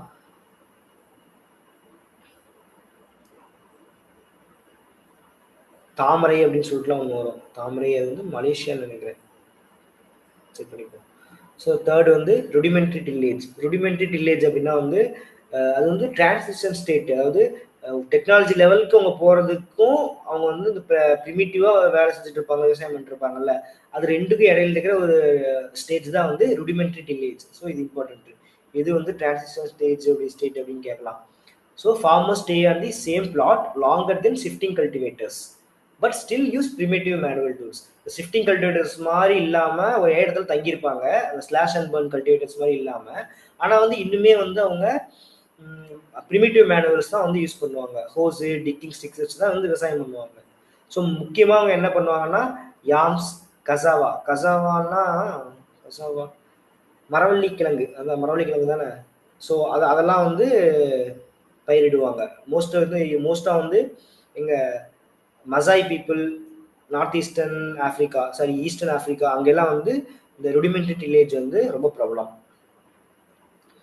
So intensive subsistent tillage, paddy dominance, maximum land use in high population zones. அதாவது நம்ம மான்சூன் இந்தியா அங்கே வந்து அதிகமான இன்டென்சிவ் சப்சிஸ்டன்ட் டில்லேஜ் வந்து பண்ணுவாங்க. என்னன்னா இங்கே வந்து பண்ணுறது வந்து டிரான்ஸ்பிளான்டிங். ஒரு இடத்துல ஒரு விதையை விதைச்சு அதை எடுத்துக்கொண்டு போய் வேற இடத்துல நட்டு பண்ணுறது தான் வந்து இங்கே முக்கியமான ஒரு வேர்டு. இந்த டிரான்ஸ்பிளான்டிங் எங்கே பண்ணுவாங்க அப்படின்னா இன்டென்சிவ் சப்சிஸ்டன்ட் டில்லேஜ் தான் வந்து பண்ணுவாங்க. ஸோ இது எப்படி இருக்கும் அப்படின்னா வந்து high yield per unit area but low yield per capita. இப்போ நீங்கள் வந்து இந்தியாவிலே எடுத்துக்கோங்களேன். இப்போ இந்தியாவில் வந்து அதிகமாக வந்து இது இருக்கு. இந்த இது மூலமா வந்து விவசாயம் பண்ணும்போது அதிகமான எஃபிஷியன்ட் நிறைய அதோட அளவு வந்து அதிகமாக கிடைக்கும். ஆனால் அதே நேரத்தில் இங்கே வந்து வேலை பார்க்குற மக்கள் வந்து ரொம்ப அதிகம். ஸோ நம்ம கிடைச்ச அந்த அளவு வந்து வேலையாட்களோட நம்ம டிவைட் பண்ணும்போது நமக்கு ரொம்ப கம்மியான ஒரு பெர் கேபிட்டா இன்கம் தான் கிடைக்கும், பெர் கேபிட்டா ஈல்டு தான் கிடைக்கும். ஸோ எந்த அக்ரிகல்ச்சர் டைப் ஆஃப் அக்ரிகல்ச்சரில் வந்து high yield per unit area ஆனால் வந்து லோ ஈல்டு பெர் கேபிட்டா கிடைக்குது அப்படின்னு கேட்டாங்கன்னா நம்ம எழுதிடணும், ஆன்சர் கொடுத்துடணும். ஸோ இந்த மாதிரி தான் கொஸ்டின் வந்து கேட்பாங்க. டைரக்டாலாம் கொஸ்டின்லாம் இப்போல்லாம் எதிர்பார்க்கவே கூடாது. இந்த மாதிரி சாப்டர்ஸ்ல இருந்து கேட்டு கேட்டு எல்லா பேரும் படிக்க ஆரம்பிச்சதுனால இப்போ இந்த மாதிரி டீட்டெயிலாக கேட்கறது. பொதுவாக high yield per unit area but low yield per capita which agriculture system அப்படின்னு கேட்டாங்க அப்படின்னா நமக்கு கஷ்டம், எது அப்படின்னு யோசிக்கவே முடியாது. ஸோ அதை பார்த்துக்கோங்க. ஸோ வித் பேடி, இது வந்து வித்தவுட் பேடி. வித்தவுட் பேடினா அதே மாதிரி தான், சேம் இதே மாதிரி தான் இருக்கும். ஏன்னா பேடி இல்லாமல் அங்கே என்ன விளையும் அப்படின்னா வந்து வீட்டு, மில்லட்டு, சோயாபீன், சொர்க்கம் இதெல்லாம் வந்து விளையும். North east China, Indo Gangetic plains, Deccan plateau இதெல்லாம் வந்து மேக்ஸிமம் வந்து அங்கே வந்து ரைஸ் விளையிறதுக்கான ரெயின்ஃபால் வந்து கிடைக்காது. ஏன்னா வெறும் 100 சென்டிமீட்டர் கம்மியாக தான் வந்து ரெயின்ஃபால் வந்து கிடைக்கும். ஸோ அதுதான் intensive subsistence tillage. Subsistence crop and livestock farming, integrated farming for family survival, surplus is minimal. இப்போ நம்ம ஊரில் இந்த ஒரு இது கிடையாது, subsistence crop and livestock farming வந்து கிடையாது. ஏன் இது வந்து கொல்கோஸ் சவுகோஸ் அப்படின்னா என்னன்னா வந்து ஒரு லேண்ட் ஏரியா இருக்கு அப்படின்னா வந்து அது மொத்தமா இருக்கும். அங்க வந்து எல்லாம் விளைவிப்பாங்க, கால்நடைகள், விலங்கு எல்லாமே வளர்த்துவாங்க. எல்லா பேருமே போய் வேலை செய்வாங்க. ஒரு ஊர்ல இருக்க எல்லா பேருமே போய் அங்க வேலை செய்வாங்க. அதே மாதிரி அங்க இருந்து கிடைக்கிற வருமானத்தை எல்லாருமே வந்து பகிர்ந்துக்குவாங்க, ஷேர் பண்ணிக்குவாங்க. நம்மளே மாதிரி வந்து தனித்தனியா வச்சு இது பண்ண மாட்டாங்க. ஸோ அதுதான் வந்து இம்பார்ட்டண்டா வந்து இதுல வருது. இது subsistence crop and livestock farming. So இந்த வேர்டெல்லாம் நீங்க ஞாபகம். கொல்கோஸ் சவுகோஸ் அப்படின்னா என்னன்னா, கொல்கோஸ் அப்படிங்கிறது கலெக்டிவ், ஒரு கூட்டுறவு பண்ணை அப்படின்னு சொல்லலாம், கூட்டுறவு பண்ணை அப்படின்னு சொல்லலாம். சவுகோஸ் அப்படின்னா வந்து ஸ்டேட் ஃபார்ம்ஸ், கவர்மெண்ட்டே வந்து இந்த மாதிரி பண்ணைகளை வந்து நடத்தும். ஸோ அதுதான் வந்து subsistence crop and livestock farming. இங்க கிப்புட்ஸ் அப்படின்னா வந்து Israeli communal land tenure. Communal land டென்யூர்னா அதான் இப்ப சொன்ன மாதிரியே வந்து ஃபுல் ஒரு லேண்ட் ஏரியா இருக்கும். அங்க போய் வந்து மக்கள் வந்து விவசாயம் பண்ணுவாங்க. அது கிடைக்கிற வருமானத்தை வந்து எல்லா பேருமே வந்து ஷேர் பண்ணிக்குவாங்க. ஸோ அதுதான் வந்து கிப்புட்ஸ் அப்படிங்கிறது. ஸோ இதை கொஞ்சம் ஜாகிரபி வந்து என்னன்னா இது எங்க அதிகமா இருக்குன்னா ஈஸ்டர்ன் யூரோப்லயும் மிடில் ஈஸ்ட்லயும் வந்து அதிகமா இருக்கு இந்த ஒரு farming technique. So livestock ranching, மாடு மேய்த்தல், அதாவது commercial scientific raising of livestock on permanent fenced land. ஒரு குறிப்பிட்ட லேண்ட் ஏரியாவுக்குள்ள வேலி போட்டு நம்ம கால்நடைகளை வந்து வளர்க்குறது வந்து இந்த டெக்னிக்கு. இது வந்து என்ன சொல்லுவாங்க, இது வந்து கொஸ்டின் வந்து கேட்டிருக்காங்க, எஸ்டானிகா ரிலேட்டட் டு வாட் அப்படின்னு அந்த மாதிரி கேட்டிருக்காங்க. அதாவது நெட் எக்ஸாம்ல கேட்குன்னு நினைக்கிறேன், பட் செட் எக்ஸாம்ல வந்து இது கேட்டிருக்காங்க. எஸ்டானிகா அப்படின்னா ரிலேட்டட் டு வாட்னா லைஃப் ஸ்டாக் ரான்ச்சிங். இதெல்லாம் தெரிஞ்சிருக்கணும். இது மாதிரி ஆக்சுவலாக வந்து நம்ம சும்மா ஒரு 20-30% தான் வந்து நான் இப்போ உங்களுக்கு ஸ்லைட்ல கொடுத்துருக்கிறது. இது இல்லாமல் ஏகப்பட்ட விஷயம் வந்து வேர்ட்ஸு இதெல்லாம் இருக்கு, முக்கியமான கீவேர்ட்ஸு டேர்ம்ஸ் இதெல்லாம் இருக்கு இதுக்குள்ள. ஸோ அது எல்லாமே வந்து ஒன் டைமாவது நீங்கள் ரீட் பண்ணிட்டு போயிட்டீங்கன்னா இட் வில் பி ஹெல்ப்ஃபுல். இதே விஷயத்துல மாடு மேய்தலே வந்து யூஎஸ்ஏல வந்து ரேன்ச்சஸ் அப்படின்னு சொல்லுவாங்க. அப்புறம் வந்து ஆஸ்திரேலியா நினைக்கிறேன், ஆஸ்திரேலியாவில் வந்து ஸ்டேஷன் அப்படின்னு சொல்லுவாங்க.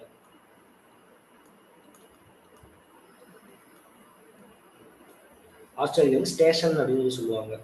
ஸோ இதுதான் வந்து child of the industrial revolution due to its link with refrigerator transport. ஏன் வந்து இது வந்து child of the industrial revolution அப்படின்னு சொல்லி சொல்றாங்க அப்படின்னு பார்த்தோம்னா, ஃபர்ஸ்ட் வந்து இதுக்காகத்தான் வந்து ஒரு அதாவது கமர்ஷியலா வந்து இந்த மாடு மிகவும் என்ன பண்ணுவாங்க, அதை மீட்டுக்காகவும் பாலுக்காகவும் யூஸ் பண்ணுவாங்க. ஸோ இப்போ பிரேசில் அந்த மாதிரி லேண்ட்லாம் இருக்குல்ல, சவுத் அமெரிக்கால, ஸோ அங்கிருந்து வந்து இதுக்கு எங்க கொண்டு போவாங்கன்னா வந்து யூரோப்க்கு வந்து எடுத்துட்டு போவாங்க. ஸோ அதுக்கு வந்து இதுதான் ஃபர்ஸ்ட். இது பண்ண ஆரம்பிச்சதுக்கு அப்புறம் தான் வந்து இண்டஸ்ட்ரியல் ரெவல்யூஷனே வந்து பூம் ஆச்சு. ஸோ ஃபர்ஸ்ட் வந்து இண்டஸ்ட்ரியல் ரெவல்யூஷனுக்கு ரீசன் வந்து இந்த லைஃப் ஸ்டாக் ரான்ச்சிங் வந்து அந்த ஃபுட்டை வந்து அங்கே, அதாவது மீட்டையும் மில்கையும் வந்து டிரான்ஸ்போர்ட் பண்ணணும் அப்படிங்கிறதுக்காக தான். ஸோ இது எங்கே அதிகமாக அமைஞ்சிருக்குன்னா டெம்பரேட் கிராஸ்லேண்டு, பம்பாஸ் அண்ட் ப்ரைரிஸ்ல வந்து இது அமைஞ்சிருக்கு. ஸோ கமர்ஷியல் பிளான்டேஷன் மோஸ்ட்லி வந்து இது வந்து மோனோகல்ச்சர்ல தான் இருக்கும். கேஷ் கிராப்ஸும் export, heavy capital outlay. Okay, இது வந்து அதிகமாக வந்து செலவு ஆகும் ப்ராசஸர் பிளான்ட் லேபரு. எக்ஸாம்பிள் வந்து ரப்பரு, காஃபி, டீ, ஸ்ரீலங்கா. இப்போ நம்ம அக்ரிகல்ச்சர் ஜாகிரபியில பொறுத்த வரைக்கும் இந்த சில விஷயங்கள் வந்து சிலபஸ்லையும் இருக்காது, நம்மளும் விட்டுருக்கோம். அது என்ன அப்படின்னா வந்து இந்த கிராப்ஸ், எந்தெந்த கிராப்ஸ் எங்கே விளையுது அப்படிங்கிறது. ஸோ அதை வந்து நீங்கள் ஒரு டைம் பார்த்துக்கணும், எந்த கிராப்ஸு அதோட எக்ஸ்போர்ட் அதாவது அதிகமாக எங்கே விளையுது அப்படிங்கிறது, டிஸ்ட்ரிபியூஷனு. செகண்ட் வந்து என்ன பார்க்கணும்னா வந்து அந்த கிராப்ஸ்க்கான கேரக்டரிஸ்டிக்ஸ், அது எந்த டெம்பரேச்சர்ல விளையும், அதோட ரெயின்ஃபால் என்ன, அது எந்தெந்த ரீஜன்ல விளையும். ஸோ அது தேர்டு வந்து என்ன இம்பார்ட்டன்ட் பார்க்கணும்னா வந்து இது ரொம்ப டீட்டெயிலாக போயிடும். காஃபி அப்படின்னா வந்து அதோட டைப்ஸ், காஃபிலே வந்து ஏகப்பட்ட டைப்ஸ் இருக்கும். ஸோ அந்த இதெல்லாம் கேட்டிருக்காங்க எக்ஸாம்ல. ஸோ அதனால சொல்றேன், அதிகமாக கேட்டதில்ல, ஒரு டைம் என்னமோ கேட்டிருக்காங்க. இப்போ காஃபின்னு கொடுத்து அது எந்த வெரைட்டி, டீ அப்படின்னு கொடுத்துட்டு அது வந்து என்ன வெரைட்டி, இந்த வெரைட்டியான டீ வந்து எங்க அதிகமாக விளையுது அப்படிங்கிற மாதிரி டீட்டெயிலாக கேட்பாங்க. இது வந்து ரிசோர்ஸ் ஜாகிரபி, எக்கனாமிக் ஜாகிரபிலையும் இருக்கு, நம்ம அதையே எடுத்துக்கலாம், அக்ரிகல்ச்சர் ஜாகிரபியாவும் எடுத்துக்கலாம். ஸோ இது வேர்ல்டு லெவலில் கேட்கும்போது ஸோ அது வந்து நீங்கள் பார்த்துக்கோங்க. ஒவ்வொரு கிராப்பு இதுக்குமே பார்த்துக்கோங்க. ரப்பரு அதெல்லாம் கேட்பாங்க, ரப்பர் வந்து இந்தியாவில் எங்கே விளையுது, அதாவது இந்தியன் ஜாகிரபியில் பார்த்துருப்போம், வேர்ல்டு லெவல்லையும் ஒரு டைம் அதே விஷயத்தை பார்த்துக்கோங்க. ஸோ நெக்ஸ்ட் வந்து மெடிட்டேரியன் அக்ரிகல்ச்சர். இது வந்து இப்போ என்ன சொல்லுவாங்கன்னா விட்டிகல்ச்சர். அதே மாதிரி இது இம்பார்ட்டன்ட்டு, ஏகப்பட்ட கல்ச்சர்ஸ் வரும், விட்டிகல்ச்சரு, அப்பிகல்ச்சரு, அது மாதிரிலாம் நிறையா வரும். அந்த கல்ச்சர் இது இம்பார்ட்டன்ட்டு, நோட் பண்ணிக்கோங்க.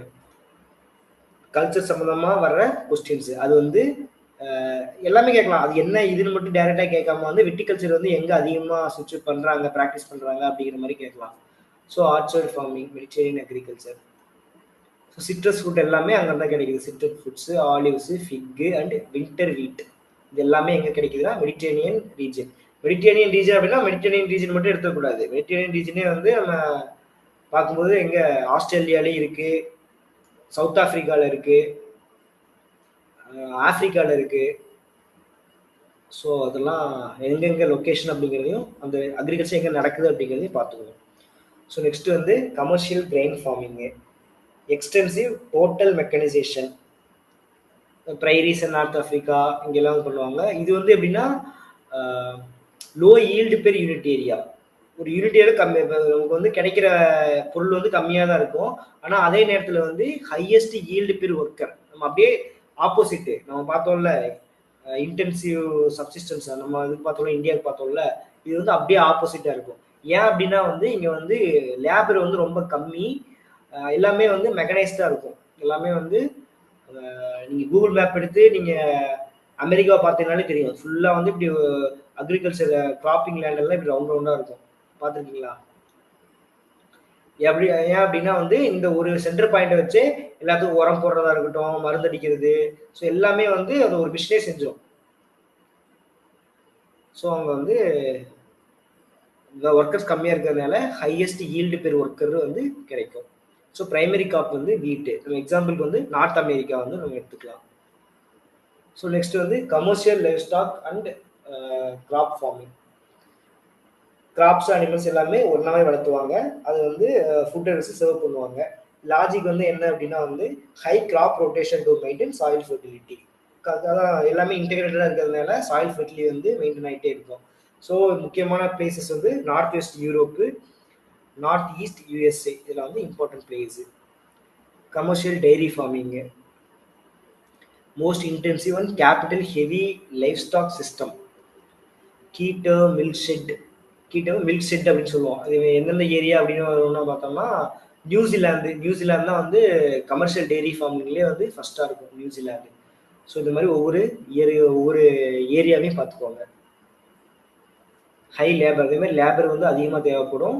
ரெஃப்ரிஜரேஷன் டெக்னாலஜி வந்து அங்கே இம்ப்ரூவ் ஆகிருக்கும். Specialised horticulture, truck farming, vegetables, fruits, flowers இதெல்லாம் வந்து அங்கே விளைவிக்கிறது. அதுக்கு வந்து கல்ச்சர் வந்து ஒலரிக் கல்ச்சர். இது வந்து ட்ரக் ஃபார்மிங், இது எக்ஸாம்பிள் கேட்டிருந்தாங்க. ட்ரக் ஃபார்மிங் வந்து மேக்ஸிமமாக எதை வந்து பேஸ் பண்ணி இருக்கும் அப்படின்னா வந்து கேட்டிருந்தாங்க. ஸோ அது வந்து வெஜிடபிள்ஸு, ஃப்ரூட்ஸு அண்ட் ஃப்ளவர்ஸ். இது ஏன் ட்ரக் ஃபார்மிங் அப்படின்னு வந்துச்சு அப்படின்னா வந்து இந்த மாதிரி விஷயங்கள் வெஜிடபிள் ஃபுட்டில் வந்து ஒரு சிட்டி இருக்குன்னா சிட்டிக்கு பக்கத்துலேயே தான் விளையும். நம்ம வாழ்க்கை அக்ரிகல்ச்சர் மாடலில் பார்த்துருப்பீங்க, பக்கத்துலேயே விளையும். ஸோ ஈஸியாக வந்து இதை வந்து ட்ரக்கில் வச்சு இங்கே டிரான்ஸ்போர்ட் பண்ணுவாங்க. ஸோ அதுதான் வந்து இது ட்ரக் ஃபார்மிங் அப்படின்னு சொல்லுவாங்க. ஸோ இதுக்கு என்ன தேவை அப்படின்னா ஹை யூஸ் ஆஃப் ஃபெர்டிலைசர் வந்து யூஸ் பண்ணுவோம், இரிகேஷன் தேவை, அதே மாதிரி க்ரீன் ஹவுஸ் கேஸஸ் அந்த மாதிரி வந்து இதாகும். ஸோ அவ்வளோதான். ஸோ இந்த 13 விஷயங்கள்ல ஏதாச்சும் டவுட் இருக்கா? 13 ரீஜன்ஸ்.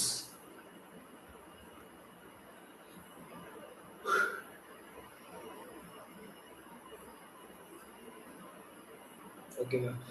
ஸோ இப்போ ஒரு 15க்கு மேலே ஒரு ப்ரீவியஸ் கொஸ்டின்ஸ் இருக்குது, அதை அப்படியே நீங்கள் அனலைஸ் பண்ணுறீங்களா? ஸோ ஃபர்ஸ்ட் கொஸ்டின் அப்படியே கொஸ்டின் நம்பர் போட்டு அப்படியே ஆப்ஷன் போட்டே வாங்க, அதுதான் எனக்கு செக் பண்ணுறதுக்கு ஈஸியாக இருக்கும். Who developed the technique to measure agricultural efficiency?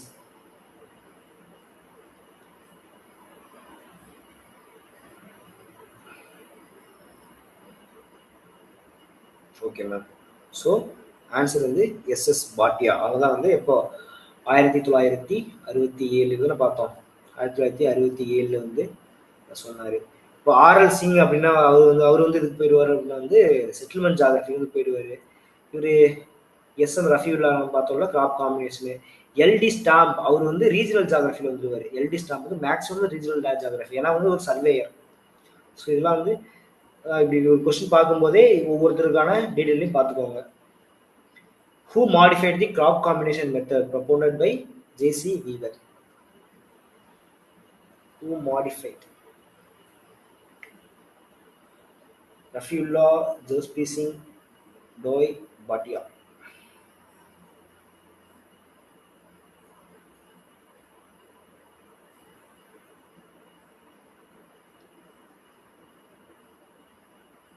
No.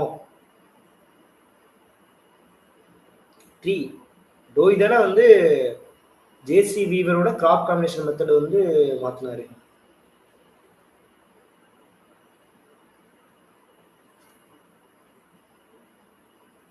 இது summation of t square divided by n. Sorry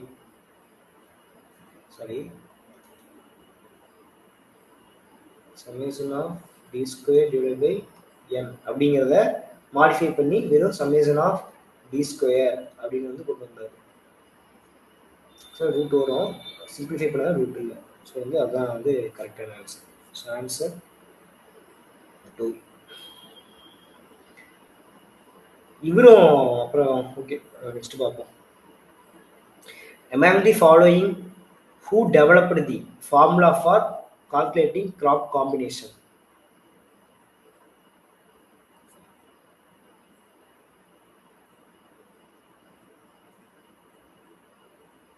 Okay, d square. Okay.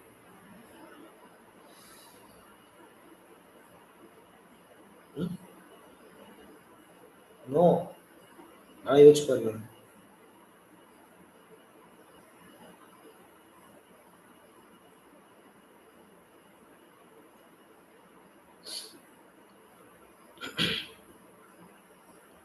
Okay ma'am. ஆனால் வந்து நீங்கள் சொன்னது கரெக்டு தான். அவரும் ரஃபியுல்லாவும் சரி, டோயும் சரி, ஜேசி வீவர் சரி, 3 பேருமே வந்து டெவலப் பண்ணாங்க தான். ஸோ ஆன்சர் வந்து ஜேசி வீவர் தான் வந்து அவங்களுடைய நம்ம எட்டான க்ரீ ஆன்சர் வந்து கொடுத்துருக்காங்க. ஸோ யோசிச்சு பாருங்க. இப்போ தான் பார்த்தோம். Who applied the formula for measuring agricultural productivity levels?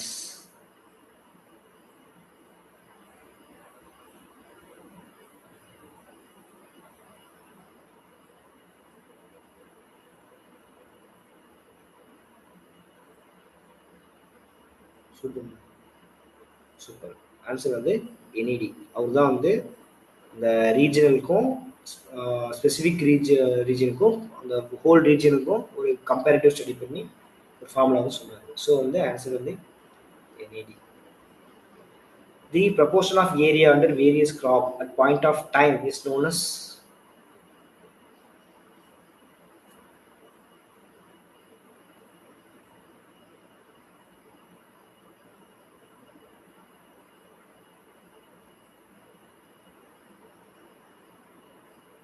No.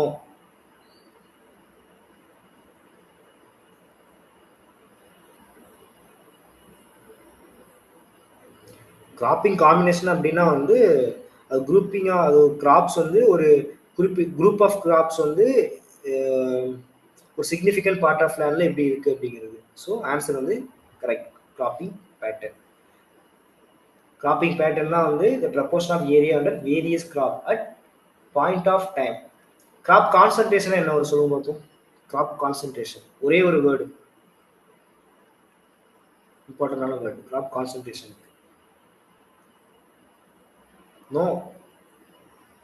Mono அப்படிங்கிறது வந்து நம்ம அதை வச்சு டைப்ஸ் அப்படிங்கிற மாதிரி வச்சுக்கலாம். நான் டெஃபினேஷன் கேட்குறேன். So density.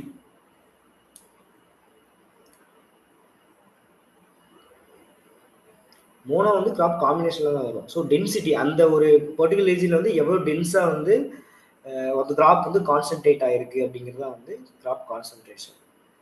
கிராப் டைவர்சிஃபிகேஷன்னா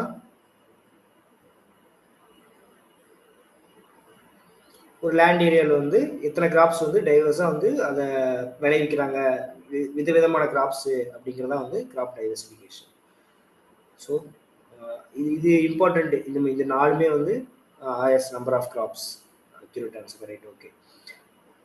அதெல்லாம் இந்த 4 இதுவும் இம்பார்ட்டன்ட். இந்த 4க்குமான டெஃபினேஷன் பார்த்துக்கோங்க. So next, arrange the following methods of delineating crop combination regions in order of their appearance. Order of their appearance.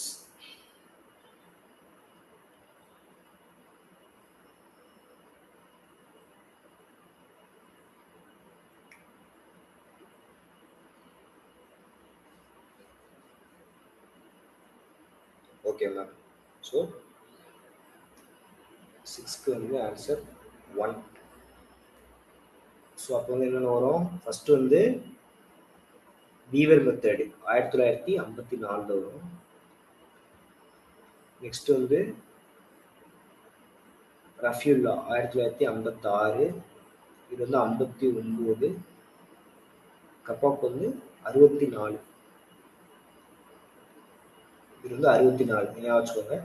கப்பாக் method வந்து கப்பாக் வந்து என்ன இன்டெகிரேட் பண்ணியிருப்பாருன்னா வந்து அனிமல்ஸ் அந்த லைஃப் ஸ்டாக்கையும் வந்து இன்க்ளூட் பண்ணியிருப்பாரு. ஸோ அதுதான் வந்து இந்த கப்பாக்கோட ஒரு ஸ்பெஷல்.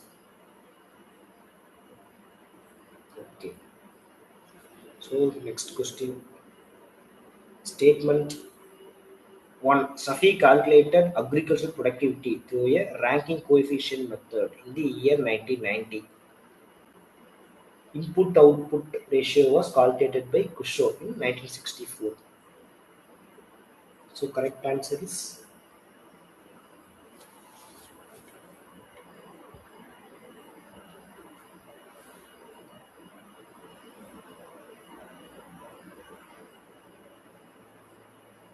no. ட்விஸ்ட் வச்சுக்காக பாருங்க, இது கரெக்ட் தான். Safi calculated agricultural productivity through ranking coefficient method, இது கரெக்ட் தான். ஆனா இங்க வந்து இயர் 1990 இருக்குல்ல, அதுதான் தப்பு. Safi வந்து எப்ப கால்குலேட் பண்ணாருன்னா வந்து 1960 அந்த ரேஞ்சிலே வந்து கால்குலேட் பண்ணியிருந்தாரு, அந்த ரேஞ்சிலேயே. ஸோ வந்து ஸ்டேட்மெண்ட் 1 வந்து ராங். இது வந்து கரெக்ட் பார்த்தோம்ல, குஸ்டோ வந்து 1964 வந்து இதுக்கு சொல்லியிருந்தாரு. ஸோ ஆன்சர் வந்து ஃபால்ஸ். 4 தான் வந்து answer correct. Statement 1 is false, but statement 2 is true. The crop diversification index formula D equal to 1 minus summation of x square divided by summation of x the whole square. The first வந்து இது யாரோட technique? First வந்து யாரோட technique?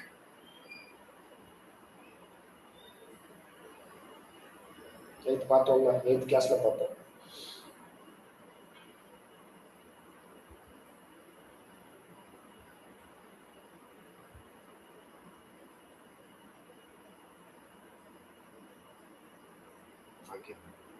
ஒன்றும் இல்லை, இது நம்ம பார்த்ததுல வந்து பார்த்தோம்ல ஜிப்சன் மார்டின் இண்டெக்ஸ். ஸோ அந்த ஃபார்முலா வந்து ஜிப்சன் மார்டின் இண்டெக்ஸ். ஸோ அதை வச்சு தான் வந்து இந்த கொஸ்டின் வந்து கேட்டிருக்காங்க. இது அக்டோபர் 2022 கேட்டிருக்காங்க.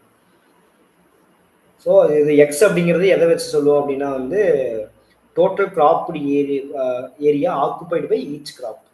நீங்கள் வந்து இன்னொரு டைம் செக் பண்ணி பாருங்க. ஸோ இது மட்டும் இப்படி கரெக்டாக சொல்றீங்க, ஜிப்ஸ் மார்டின் அதை சொன்னதுக்கு அப்புறம் ஞாபகம் வந்ததா?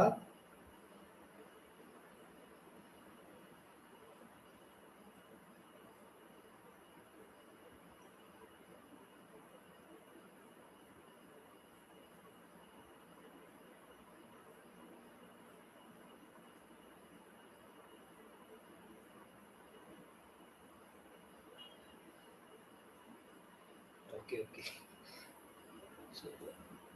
Okay ma'am. So 9th question. Which of the following statements are true about crop combination regions?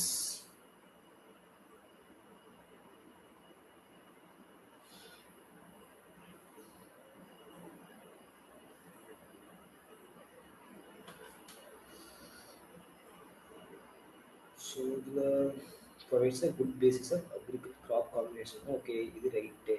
இது வரும்.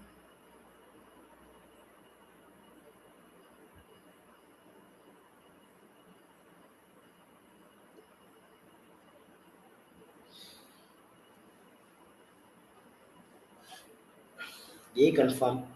ஸோ என்ன சொல்றீங்க? சி சொல்றீங்களா?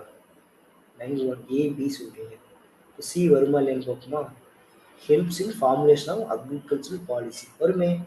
கிராப் காம்பினேஷன் ரீசன்ஸை வச்சு நம்ம அக்ரிகல்ச்சர் ஃபார்முலேட் பண்ணலாமே. இப்போ ஒரு கிராப் விளையுது, 2 கிராப் விளையுது அப்படின்னா அதுக்கேற்ற மாதிரி நம்ம வந்து பாலிசி மேக் பண்ணலாம். ஸோ இது வரும். ஸோ அப்போ ஏ கிடையாது, ஏவும் வரும் சியும் வரும். ஒன்று இதாக இருக்கலாம், இல்லைன்னா இதாக இருக்கலாம். ஸோ பி வருமா? Helps in studying agriculture productivity வராது. நம்ம வந்து அக்ரிகல்ச்சர் கிராப் காம்பினேஷன் ரீஜனை பொறுத்த வரைக்கும் ப்ரொடக்டிவிட்டி அப்படிங்கிற ஒரு வார்த்தையை நம்ம பார்த்துருக்க மாட்டோம். ஸோ வந்து பி வந்து வராது. So answer ACB. Yes, government policy தான். கவர்மெண்ட் பாலிசி பண்ணும்ல. ஒரு ரீஜன்ல வந்து இப்போ 3 கிராப் வந்து விளையுது. கிராப் காம்பினேஷன் ரீஜன் என்னது? எந்த கிராப் வந்து டாமினண்டா இருக்குன்னு நம்ம பார்க்குறோம். ஸோ அந்த கிராப்புக்கு ஏற்ற மாதிரி பாலிசி மேக் பண்ணுவோம். அங்கே வந்து அதுக்கு இப்போ நெல் அதிகமாக விளையிற இடம் அந்த மாதிரிலாம் இருந்துச்சுன்னா அதுக்கேற்ற மாதிரி அங்கே ஒரு நெல் கிடங்கு, ஒரு ஸ்டோரேஜ் பிளேஸ் அந்த மாதிரி கொண்டு வரலாம். ஸோ பாலிசி மேக் பண்ணும்.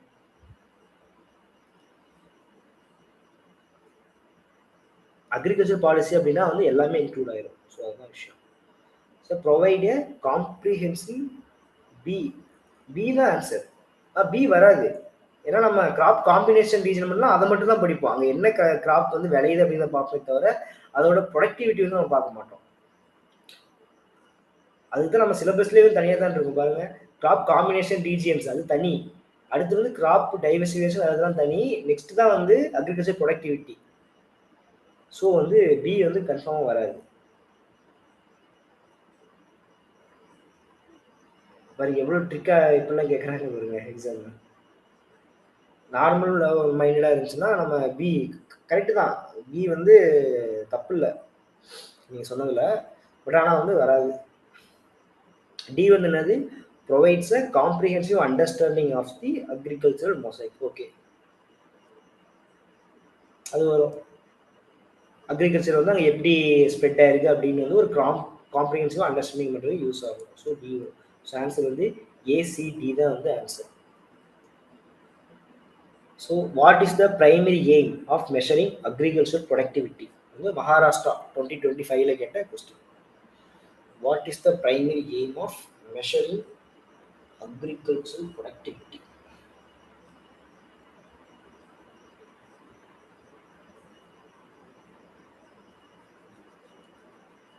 ஓகே, 10க்கு C rational land use planning கரெக்டான ஆன்சர் தான்.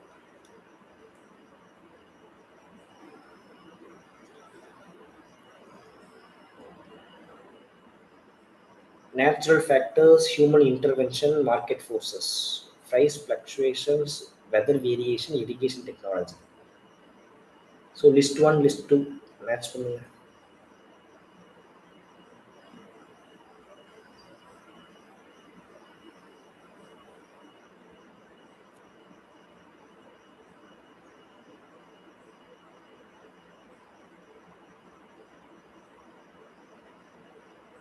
ரொம்ப simple.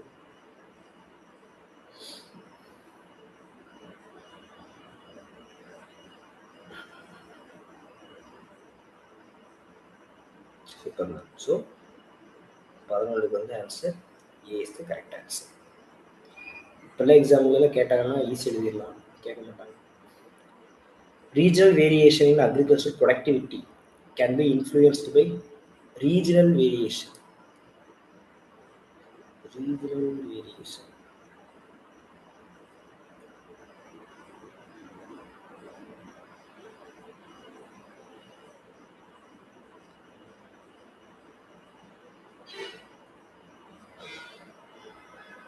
Okay. So, climate and topography is the correct answer. இதெல்லாம் வந்து எப்படி இது வந்து நம்ம இப்போ எங்கே போய் தேடியில் இதெல்லாம் படிக்க முடியாது. ஸோ பார்த்துங்க. Who wrote the book title Land of Britain? Its use and misuse.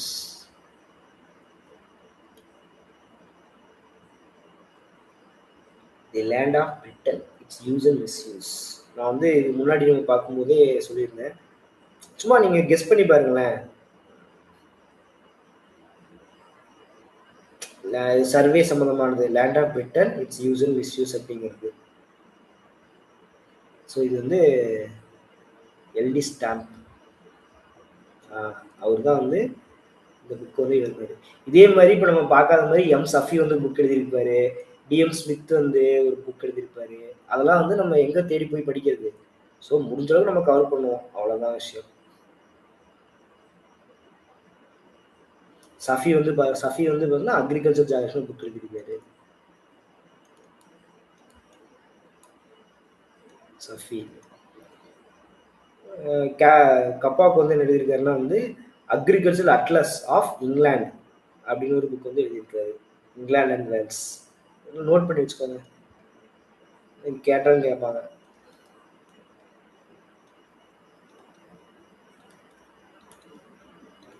Agricultural atlas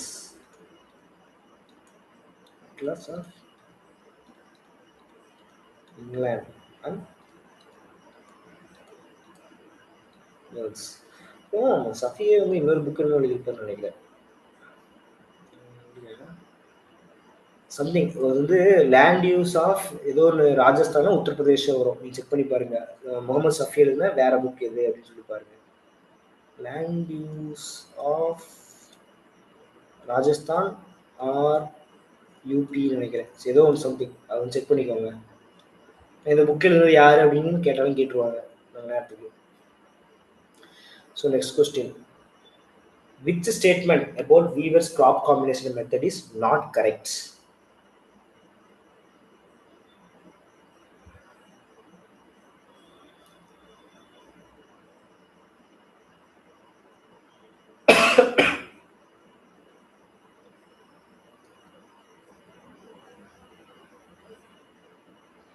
Weaver crop combination method is not correct.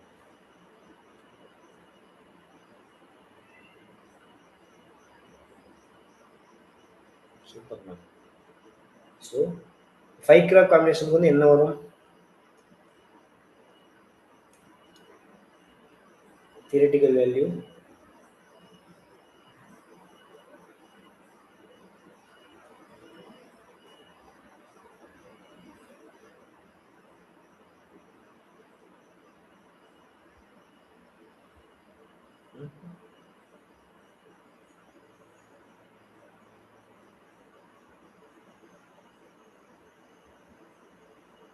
Twenty வரும், 20% வரும்னு நினைக்கிறேன். 5%, 5 crop combination. எஸ், 100 வந்து டிவைட் பண்ணிட்டே போகணும்ல. 100 ஃபர்ஸ்ட் வந்து மோனோ கிராப்புக்கு 100, அப்புறம் 50, அப்புறம் 33.3 3 கிராப்புக்கு, அப்புறம் வந்து 4 கிராப்புக்கு வந்து 25, 5 கிராப்புக்கு வந்து 20. ஸோ அப்படியே குறைச்சிட்டே போகும் தானே.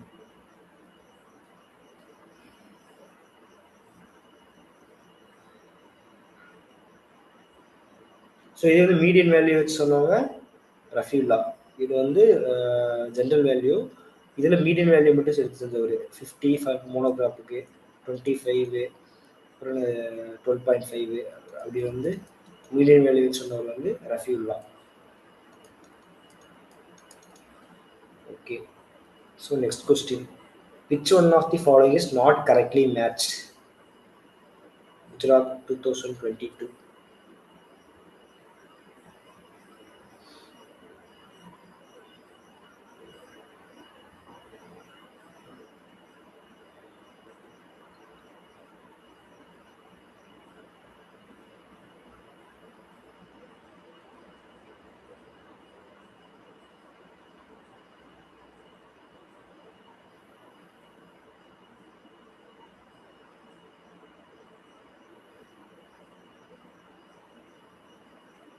நோ, கரெக்டாக தான். ரஃபீல தானே மேக்ஸிமம் பாசிட்டிவ் டிவியேஷன் மெத்தட் பார்த்தோம்ல. மற்றவங்க எல்லா பேரும் வந்து நெகட்டிவ்ல கம்மியான வேல்யூ எடுத்திருப்பாங்க. இவர் தான் வந்து பாசிட்டிவ் தான் பெஸ்ட் அப்படின்னு சொல்லி கொண்டு வந்திருப்பாரு. ஸோ இது correct. Answer B. Answer B. Weaver வந்து கிராப் ப்ரொடக்டிவிட்டி எங்கே பண்ணாரு? வீவர் வந்து கிராப் காம்பினேஷன். ஸோ ஆன்சர் வந்து B. Bhatia, okay, crop diversification. பாட்டியாவும் ஜிப்சன் மார்டின் பார்த்தோம்ல. மார்டின் அவங்க 2 பேரும் crop diversification. Kendall ranking coefficient method, அது கரெக்ட். ஸோ ஆன்சர் வந்து பி இஸ் த இங்கே கரெக்டு, ஆனால் கரெக்டாக மேட்ச் ஆகாமல் இருக்கு. What is the process of the அக்ரிகல்ச்சரலைசேஷன்?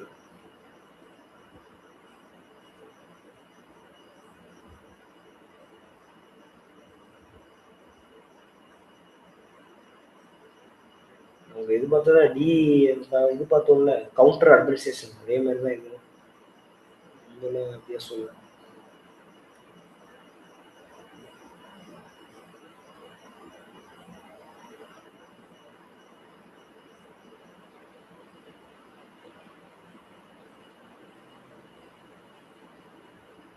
Okay. So, shift of main workers from non-sector agriculture to non-agricultural sector. Which of the following explains the meaning of agricultural productivity? Agricultural productivity.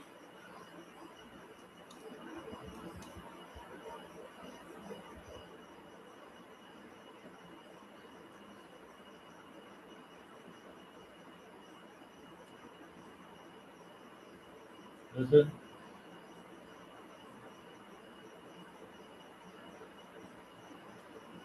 So, the C. The yield of crops per unit area. அதான் வந்து productivity எவ்வளவு அந்த ஒரு unit area வந்து எவ்வளவு வந்து product கொடுக்குது அதுதான் வந்து productivity. Total crop output of an area அப்படிங்கிறது கரெக்டாக வராது.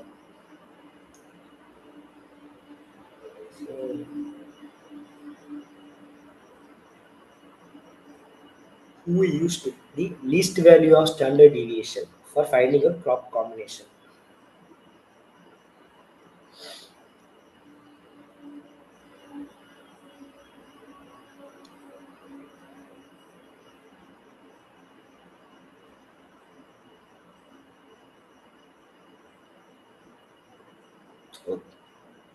No.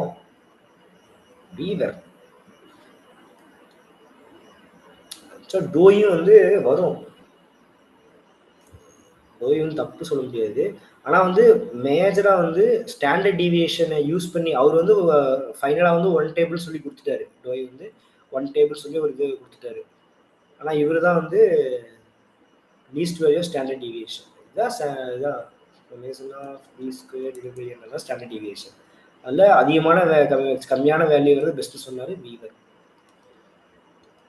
So Weaver is the correct answer.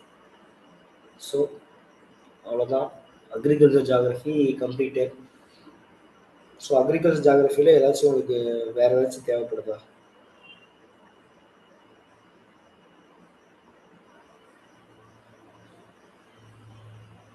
இல்லை ஃபார்முலா கொடுத்தாரு அப்படிங்கிறத நம்ம சொல்ல முடியாது, சின்னதாக கொடுத்தாருன்னு. அது மெக்கானிக்ஸ் வந்து என்னது? Least value of standard deviation. அந்த ஃபர்ஸ்ட் வந்து சொன்ன மாதிரி தான் கொடுக்கணும். நம்ம எக்ஸாம்ல வந்து அப்படி தான் கொடுப்பாங்க. இப்படியே நமக்கு 2 பேருமே ஆன்சர் இருந்தாலும் ஃபர்ஸ்ட்டு சொன்னவங்களா இருக்கணும், இல்லைன்னா வந்து ஒரு பெஸ்ட்டாக கொடுத்தவங்களா இருக்கணும். ஸோ ஃபர்ஸ்ட் வந்து வீவர் தான் கொடுத்ததுனால அதுதான் ஆன்சர் வந்து வரும்.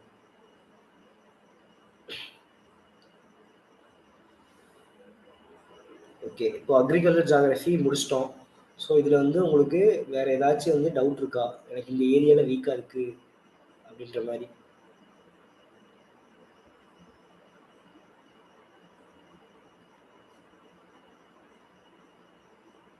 Okay ma'am. ஸோ அப்போது நாளைக்கு இண்டஸ்ட்ரியல் ஜியாகிரஃபி வந்து போயிடலாம். ஸோ வேறு ஏதாச்சும் உங்களுக்கு டவுட் இருந்துச்சு அப்படின்னா வந்து நீங்கள் சார்ட்ட சொல்லுங்கள்.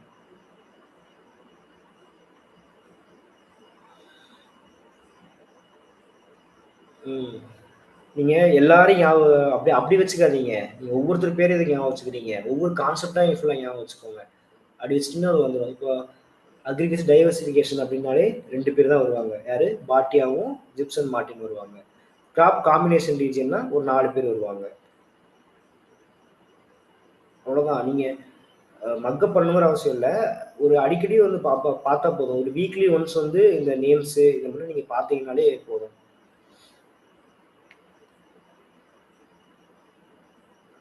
ஃபுல்லாக அதுக்காக இதையே நீங்கள் ஃபுல்லாக மக்கப் பண்ணிக்கிட்டு மற்றதெல்லாம் படிக்காமல் விட்டுறக்கூடாது.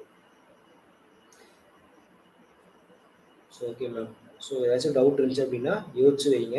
நெக்ஸ்ட் கிளாஸில் வந்து அதுக்கான இதை படிச்சிடலாம். Okay ma'am. So thank you.